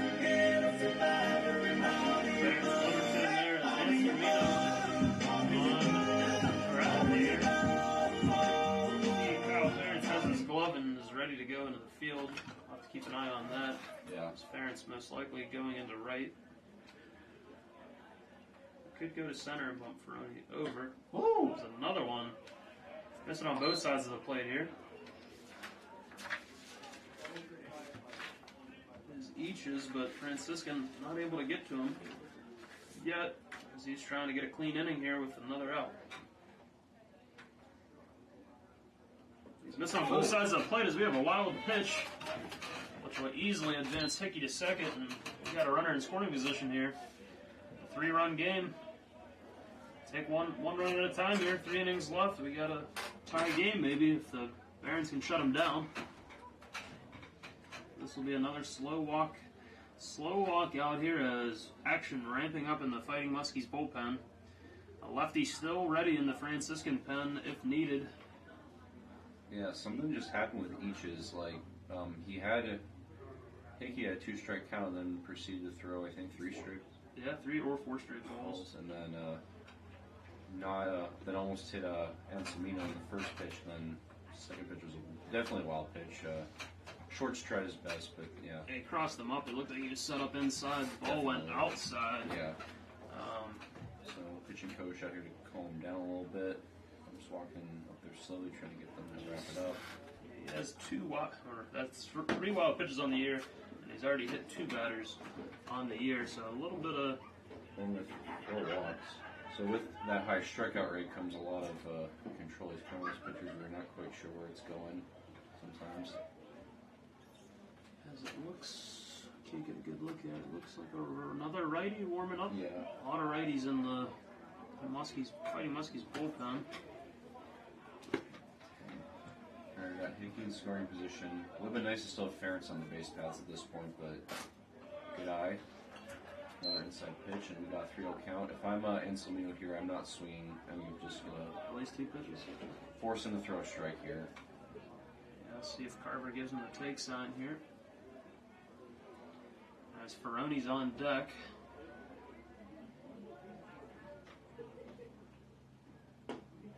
That one inside. Ball 4. 4 straight, I should say 7 straight balls by Eaches. Now batting for the Barons, number 11, David Ferroni. I don't think the owner's ready to pen yet either. Looking down there, and I don't think he's ready, so Ferroni wants to get Eaches here. Yeah. He had to get a hit off. Sorry. How did Ferentz get on again? He walked too. Yeah, he walked his Nice. balls. That's a rip shot. We got a 2-out RBI potential there as Carver is windmilling him in. And that'll be a 2-out run again. Aaron's dugout's fired up right now. Everyone's coming out to give Hickey a high five. And we got a Good big, hit by Ferrari. That big was RBI potential for Wallace here as Now well. batting for the Barons, number 13, Patrick exactly Wallace. the guy you want out right now. Yeah, like I said, what was that, the home half of the 4th inning, 8-2 did not seem like that big of a lead. It was something we said routinely last year, but, looking at the lineup, the power, may not be there, but the patience and the ability to go base to base has been strong in the early going of this season. As a high fastball swung through for a strike there by Eaches. As Wallace ready to go. He is still a little bit angry about his pitching performance. That has put the team in the hole here, but he's made up for it with 1 RBI and one hit there, but there's that outside corner once again, which this ump has been consistent with for the most part. Yes. For the most part, if he's going to give you one, it's on the outside. Eaches sets out of the stretch, delivers to the outside corner, and that was a little bit low, though. That was... Walls is not happy. Oh, you better watch it. He's John at the ump. Wallace not happy. Coach Carver in a little bit of disbelief from third base. But that'll be it. In the home half of the 7th. Franciscan trail.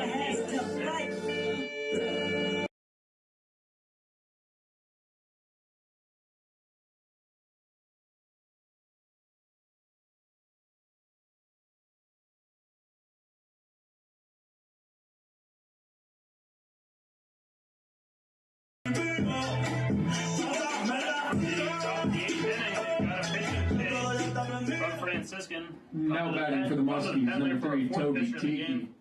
This will be Jonathan Perez for his 3rd appearance of the season, 2nd out of the pen, as he had 2 perfect innings at Christendom in the win, and then had a stellar start where he got his first collegiate win against Albright on the 17th down in Florida.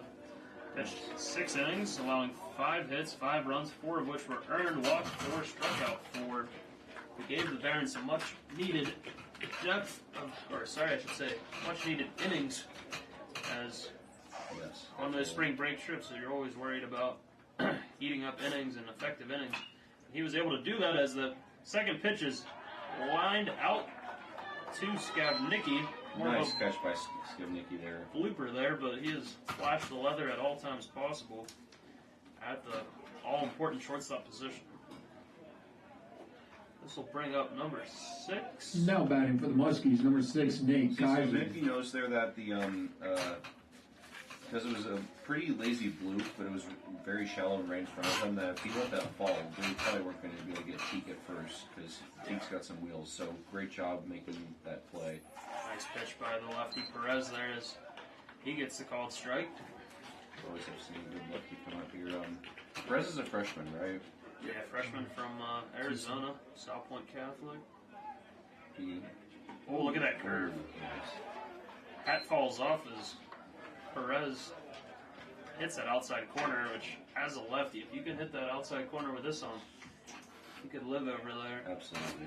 Yeah. And Anselmino sets up there. That one doesn't curve as the hat falls off again.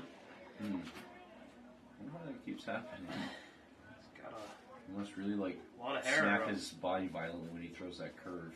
Yeah, a little bit of potentially a tell there. As that's a hot shot into the gap. Hickey covers, ranges over well to the shortstop side and flashes the leather there for the second out of the inning. Skavnicki in position if he didn't get there, but no way he could have got the out.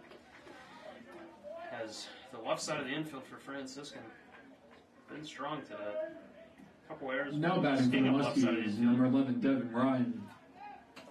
Past 3 innings, the pitching and defense have done what they needed to do. We've kept the Muskies off the board, and I can't say enough about how after a pretty demoralizing third and fourth inning, we've really come back and responded well, which is good to see that resilience.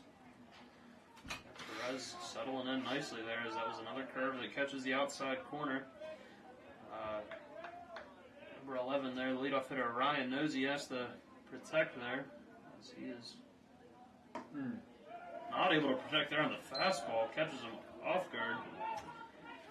As Ryan is 2 for 3 on the day, 2 RBIs, 2 runs scored.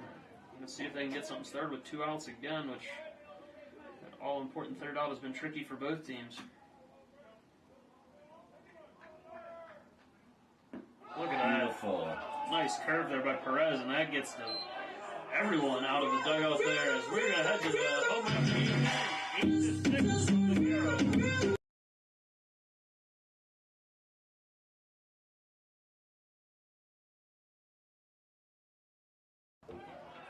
All right, welcome back for the home half of the 8th inning, as each is still in the game for the Fighting Muskies.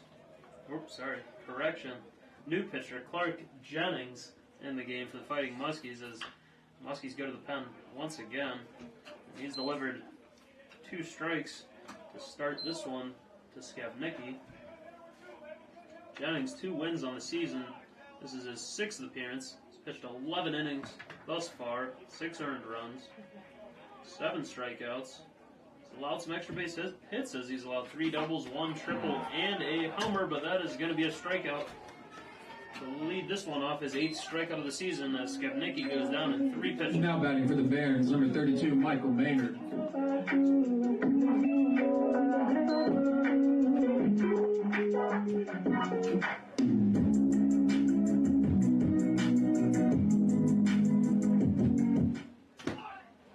Bunt attempt goes all the way over the backstop. Maynard squared around late there, trying to catch defense off guard here to bunt for a hit. Why not? Yeah, why not? We got Burke on base, or Burke on deck behind him there, trying to get a runner on. Give Burke something to work with here, as that hits the end of the bat. Maynard thought it hit him. I'm surprised that Carver's not trying to contest this. A little bit as Now batting for the Maynard has Barons, a number 19, Brent elbow guard Burke. on, and he's claiming it hit the elbow guard. That'll be a count out. Third baseman, Yeah, that was weird because Maynard, he didn't react like he had been hit, but he ran back towards the dugout, like he was about to take his gear off. Yeah, something like, I don't know. It was a weird. He was never running, and then when he did not hear the dead ball call there, started running. Getting that outside strike. Two quick strikes here to Burke already, as he does not have Jennings dialed in yet by any means. Needs to dial him in quick here, as the offering is a curveball, just a bit low, setting the count at 1 and 2. Barons on deck. 8th inning here. This is Barron's second to last chance here to level this one up, as that one hit off the handle there. Gets all the way to the second baseman for the putout. We're going to head to the top of the 9th. Franciscan trailing 8-6.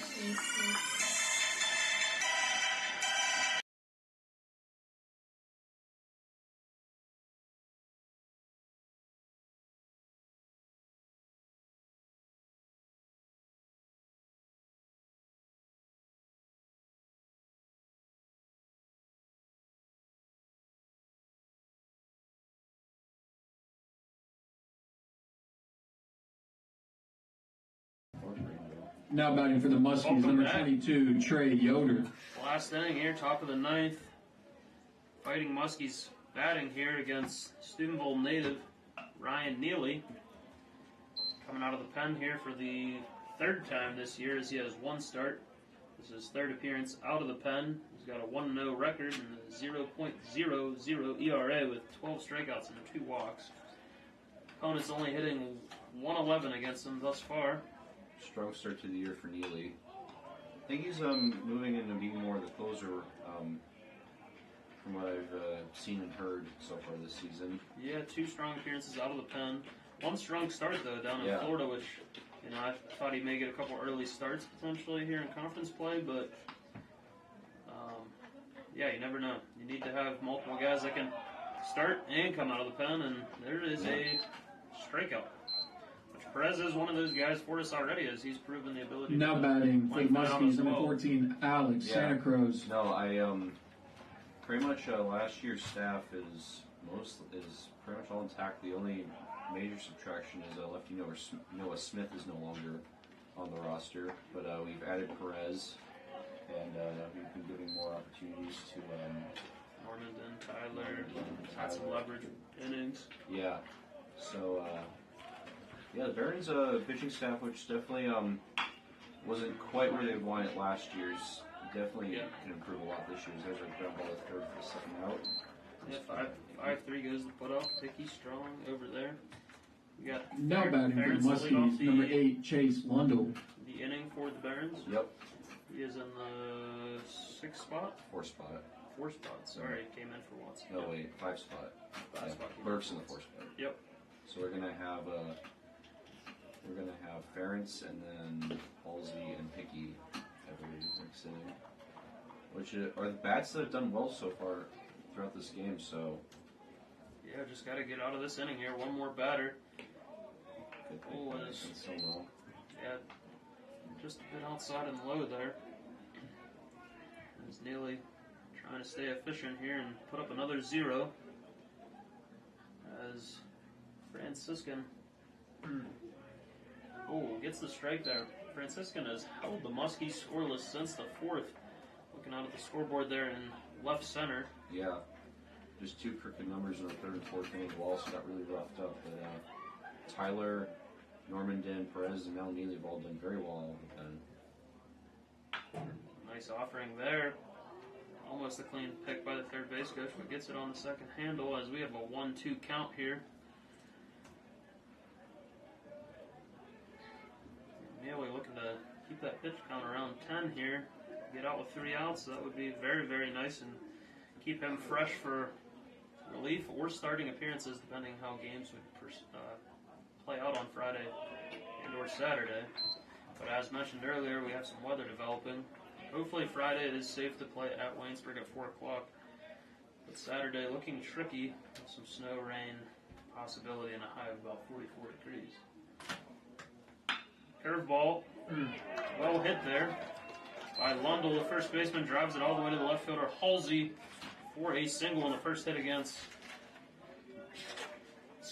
Neely on the day here. Now batting for the Muskies, number 33, Ryan Schwartz. That'll bring up the catcher, Schwartz.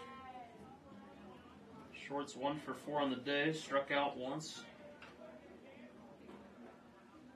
Neely looking to settle in here out of the stretch.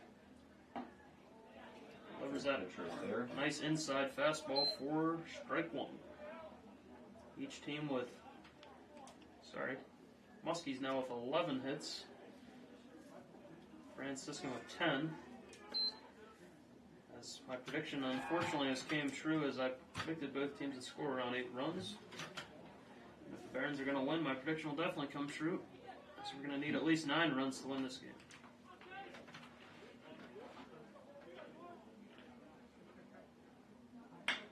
That's a hot shot. Going back is Ferentz. Gets there Nice run as the catch there. center fielder makes a great play in the fielder. Now coming up to bat in the home half. Who you Brand new whip, just hopped in. I got options. I can pass that like Stockton.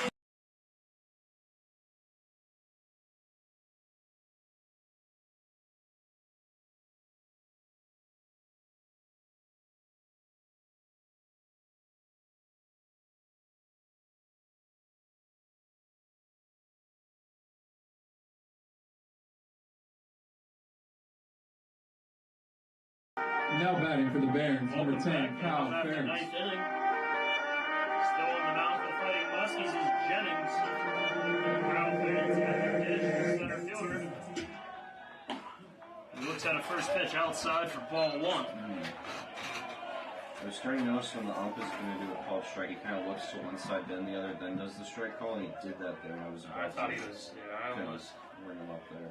would have lost it there. Ninth inning. Bear down. Get some good at bats here as that one is swung through. Strike 1. 1-1. Oh, Franciscan dugout on their feet. Muskies going with Jennings to close us out here. This would be his first save of the season, as 2 other Fighting Muskies have saves at number 30 and number 39, Carey and Pfister. Yeah, they definitely not used their top bullpen arms tonight. They've been sending out some other guys, probably just trying to eat innings. As that one's fouled back out of play, and 2-2 goes the count, as the Muskies are out of the Ohio Athletic Conference, and they are getting ready to start conference play as well. Yeah. So both teams, are going to hold certain guys for this weekend's action. Got Halsey and Hickey putting out the dugout in the on-deck circle, getting ready. That Chopper. one in the gap could be Oh, trouble. It's trouble. a big bounce. We're going to have Luke, you can make the call there. Oh, man. Tough bouncer, and he had to slide, so I think we got an Yeah. infield single there. That'll be the 11th hit of the day. Now batting for the Barons, number 2, Daniel Halsey. I thought it was in the gap initially. That'll be Ferentz's first hit of the day, as he's 1 for 1, drew a walk on base twice now, as he has made the most of his pinch hit appearance, and that's going to be a dangerous bunt down the line in no man's land. Oh. Not gloved properly, and almost an aggressive turn by Ferentz, but that'll be a bunt single. 12th hit of the day, and just like that, 2 runners on. Dangerous man at the plate, the left-handed hitter, Hickey. Now batting for the Barons, number 28. Yeah, I was just afraid of that. We do have action in the pen, as Muskingum may have some dangerous arms available if needed, but Very quickly things are unraveling here. The Barons in their dugout are very fired up. Another bunt. Hickey squares, but bunts foul down the third base line. Which if he can get the third baseman to come in there, which is a new player at third, Andy Yorez, came in to the start of this inning. Yeah. Has slightly been tested on that bunt, but he had no play. Another bunt. See if we can test him again. Is that bunt Go. slow enough? Good throw there by the catcher. Goes the putout. 2-3 sacrifice for Hickey. Now batting for the Barons, number 5, Ryan Anselino. And the scoring position. A lot of possibilities now. Fastball scores a runner. Fly ball scores a runner. Not find any of these gaps. They've been playing some interesting outfielding position. Yeah. Not really respecting the opposite field. Not at all. And if Anselmino can pull him in this right center gap, that's going to score both. But instead, not a good swing there on a breaking ball in the dirt. Yeah, fooled him there. Anselmino trying to make something happen here. I see Dylan Robb in the hole, I think, because Peroni's on deck. Another strike there, and that would be Dylan Robb and it's very interesting. Wallace has also got his helmet on, so Robb may be coming in instead of Ferroni here. They may be waiting to see if the bullpen is used, and that's a shot down the line. Good job by that stays fair. That could have scored Ferentz. Ferentz getting out of the way, not getting hit by that. That is a good point there, but yeah, as you said, Wallace should be in the hole and he's out there, but Robb is out there. Maybe they're just going to play it by the situation. I don't know what that would be, but yeah, I think maybe if there's still one out, maybe if we score a run and there's one out, Robb has definitely got that fly ball morning track. Absolutely. Morning track. I mean, he hit a couple homers last year, but he's got the ability to drive one out there. Mm-hmm. Or Ferroni, maybe more of your contact variety of hitters. Yeah. Both being very dangerous, though, as that one is driven deep to center. That's going to be just score a run. under it there. Doesn't move the runner up from second to third, but moves the runner up from third to home, and that'll be an 8-7 ball game. That was sacrifice fly. Sacrifice fly by Anselmino will score 1. Now batting for the Barons, As I number predicted, 11, that'll David bring Ferrani. Ferroni up.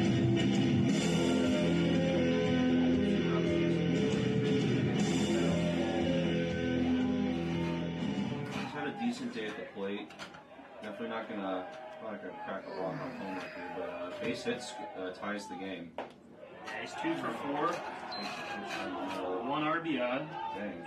One opposite field shot, though, which if he can get another opposite field shot here, Had a great game tonight. There's a bunch of tension coming right at the end here. It's been fun to watch.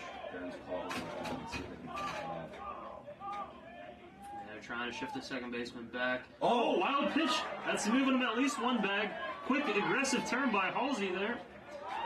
As there was no chance of him scoring on that play, but at least keep him honest there. And now another wild pitch. Scores Halsey all day and every day, I think, as he has got Absolutely. all the speed you need there with his Jennings is definitely a little deep backstop, 1-1 game. just need Ferroni to be smart up here.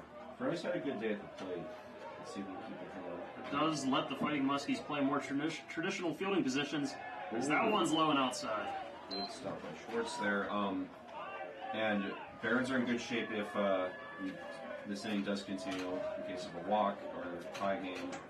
We've got Wallace on deck. Yeah, and I thought you were going to say for good extra innings, we got Neely on the mound. Potentially if we want to have a guy go longer, as that one is chopped in no man's land, and that is going to score. Tie game. Tie game, and everyone is on the field. They need to back him. Yeah. Here, as we got a tie game, 9-9, 13th hit of the day for Franciscan, and 2 dangerous hits down the third baseline What do? have tested. Now batting for the Barons, number 13, Patrick Wallace. What is happening? He's got to go. Where to go at it? Dang, you put the ball on the plate. Yeah. On the plate. Things happen. 8-8 ball game. Ferroni hustled down there, and now we got 2 outs. Runner on first. Fouled straight back. That would have hit us right in the face without the backstop Right here. at me. How strong are these windows, Mitch? In the press box. These have been here since I was born, at least. Slightly broke one of the glass panes. Ooh, another one. Oh. Trying to open it up earlier. Wallace wants to make up for getting called on strikes last inning, or not, last at bat. Yeah, with an 0-2 count here, I would not be surprised to see Ferroni running here, even though Schwartz has shown a good arm. They are going to hold him on at first, so maybe he does not get a strong enough lead here, but takes a strong secondary lead and fouled it out of play. Great job by Ferroni again. I mean, just fighting hard. Freshman with a killer day, 3 hits. Yeah. 2 RBIs. And that last single wasn't pretty, but it was right where it needed to be. Just died on the infield grass.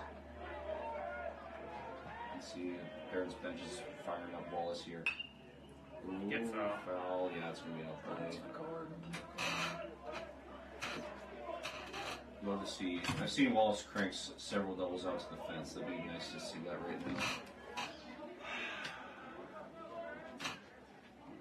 Yeah, Wallace has home run power. He has shown that ability last season. Anything in a gap here is going to make it interesting. We'll take a base hit. Oh, that's there's a a deep shot. Well, that is going to be called off by the center fielder, and that'll be the third out. We will be heading to the top of the 10th. 8-8 ball game here in Steubenville.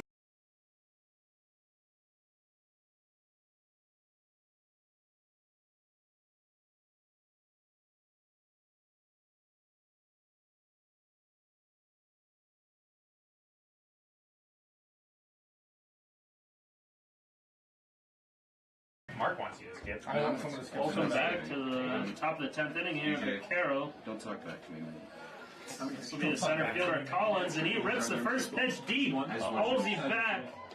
One hops the wall, and that'll be a leadoff double for the Fighting Muskies as Nelson made a couple nice plays in the field, and he'll deliver his first hit of the day in the 10th. Now batting for the Muskies, number 12, Dominic Gorens.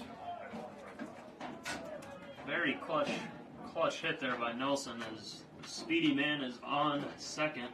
Lead off the inning. That was a double to the left field.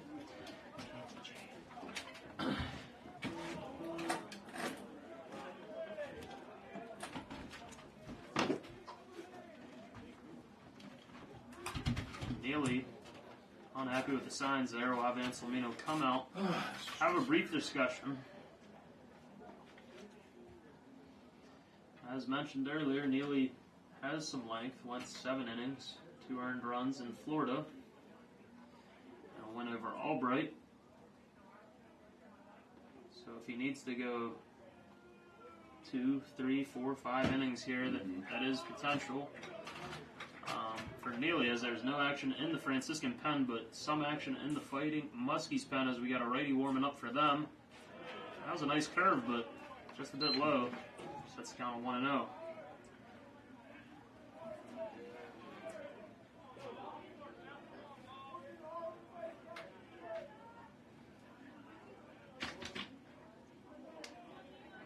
As Neely out of the stretch, sets.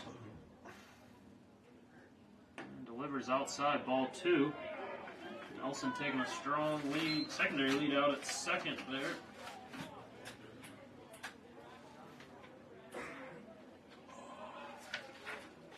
Isn't that Collins at second? Yeah, I got the name on there. Quentin Collins.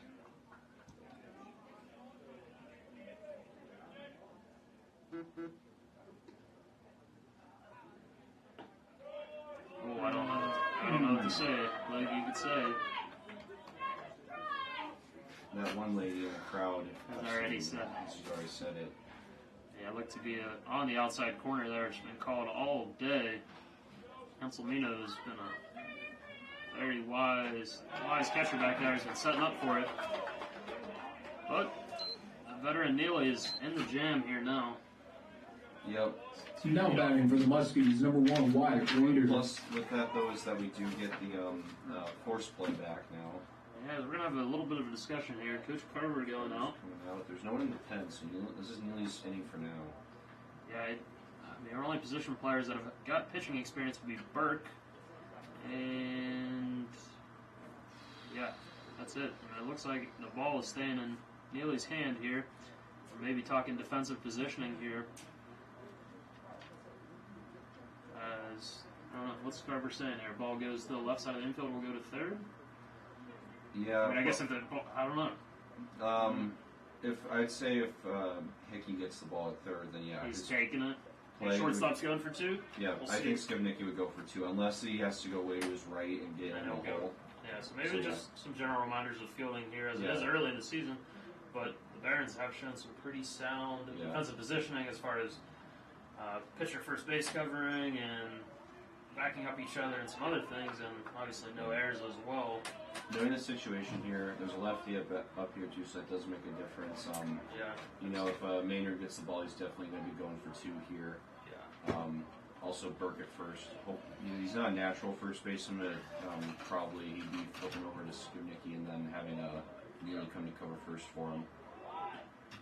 One attempt here. Even talking through the sacrifice as well, which slipped my mind as the Barons used a successful sacrifice. Yeah. So this is a new batter. He came in the right field, Wyatt Reader. Yeah, sorry, good catch there, Luke, as this is his first at bat of the season, or first at bat of the game. Yeah. 2 of 6 on the season so far. Another butt attempt. Ooh, it's a good one. That's going to make Neely get off the mound a lot. What a Good throw stretch by. right there.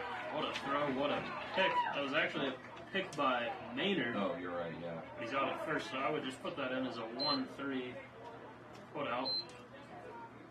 Now batting for the Hut. Sorry, that was a sacrifice. Oh, SH sacrifice. Now batting for the Muskies, number 6, Nate Kaiser. 1-3 sack. Sorry. Sheet here. That'll be Kaiser now at the plate with 2 runners in scoring position. That was a well done bunt by Reader there. Yeah, very good defensive play by Neely as well, as he had to travel a long way. As Hickey retreated. Strong throw, wild throw there, scores a lot of possibilities though now, as that's a strong first curve there.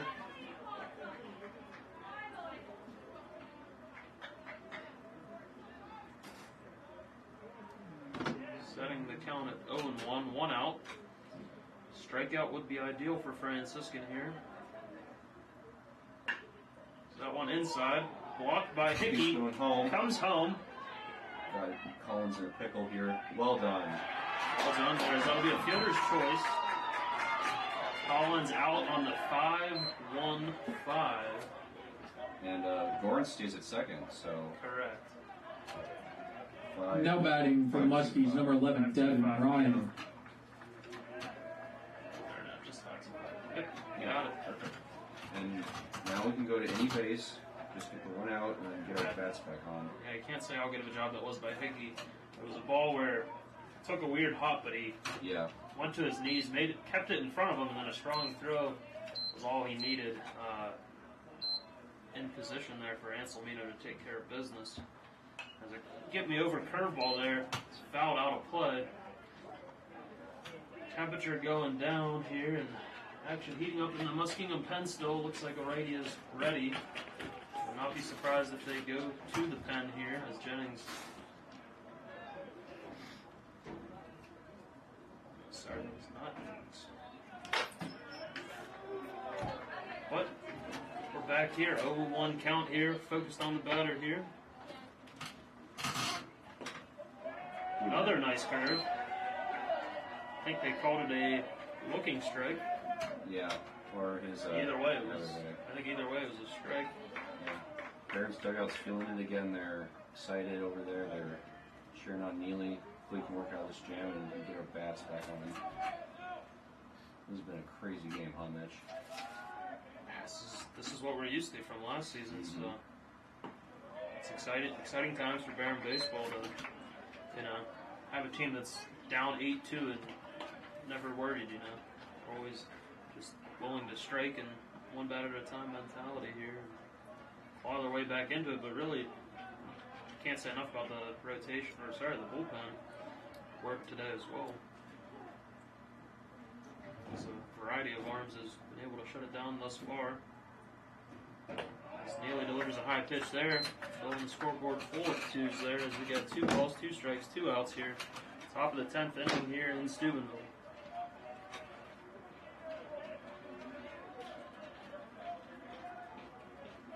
This is their 6th time through the lineup now.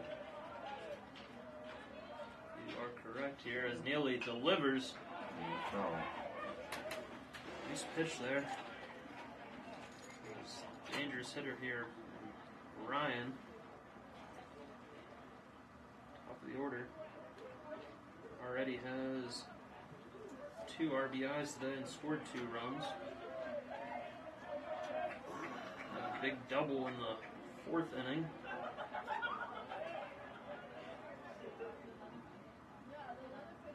Oh, it's a nice curve catches the outside corner. Neely's fired up. That was a beautiful pitch. Well, that's what home has been done. Go, Sean. It's your birthday. We're going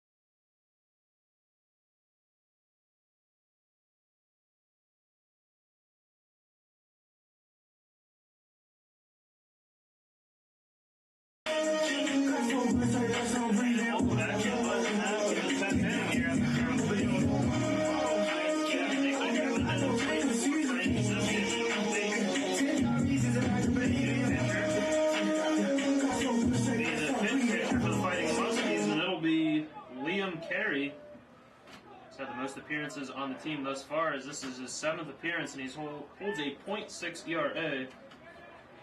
He's allowed 1 earned run in 15 innings thus far, and that bunt attempt has failed for strike 1. Yeah, damage, and that was not a great look for Skavnicki, but Skavnicki was just, I think he was looking for the surprise that went there. Yeah, couple hits down the third base line last inning. Looking for any way possible to get a leadoff runner off a guy who doesn't allow many hits. Just a little bit of a sidearm motion there. Had Skavnicki off balance a little bit back there as a free pitch strikeout. Now batting for the Barons, number 32, Michael Maynard. Michael Maynard. It's like they're the Barons are now. Now you got one out.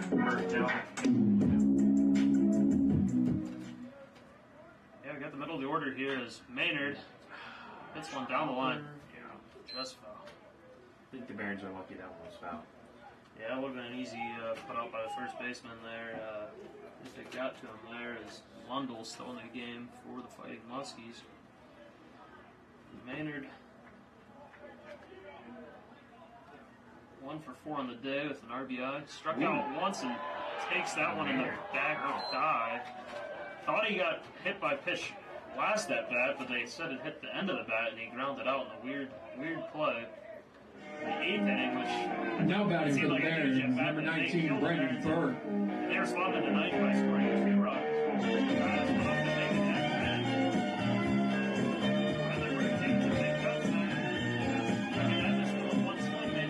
Barons number 4 hitter. As he is hitless today, coming into the game with a 500 batting average, and that's going down at the moment. Unless he can deliver here. Burke needs some patience at the plate here. As like you said, Mitch, this pitcher, Liam Terry, really does not give up very much. It was ball 1 here. It was a 1-0 count. Burke delivers a shot to the right center gap, and Maynard is running. Ball goes all the way to the fence, and he drops it by the center fielder, and Maynard... Oh, he should have went. Oh, my. Oh, I thought he was going to score standing up. The entire Franciscan bench did too. Coach Carver holds him there with 1 out, and will give Ferentz an opportunity here. Now batting for the Barons, number 10, Kyle Ferentz. Maynard advancing all the way to third.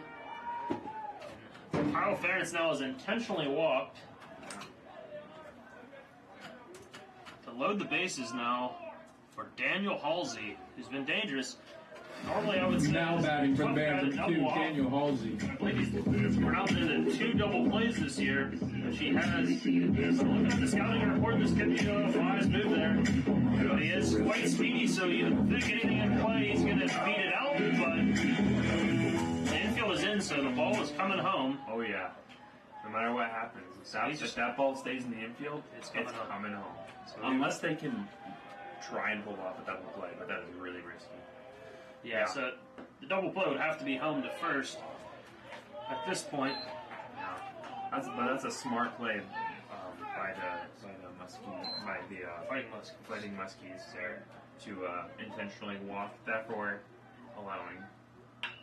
So chopper. And the chopper and the play at home gets him. Safe there at first. Bases loaded, so that'll be a fielder's choice. Fielder's choice for Halsey. Now batting for the Barons, number 20, Aiden Hickey.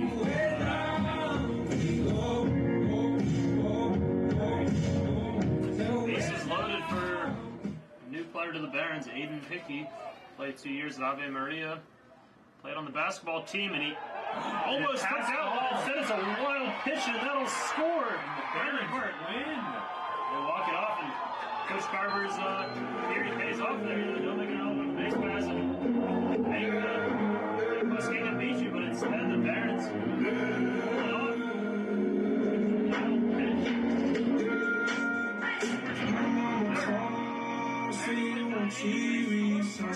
Don't change. Since we was on, I dreamed it all.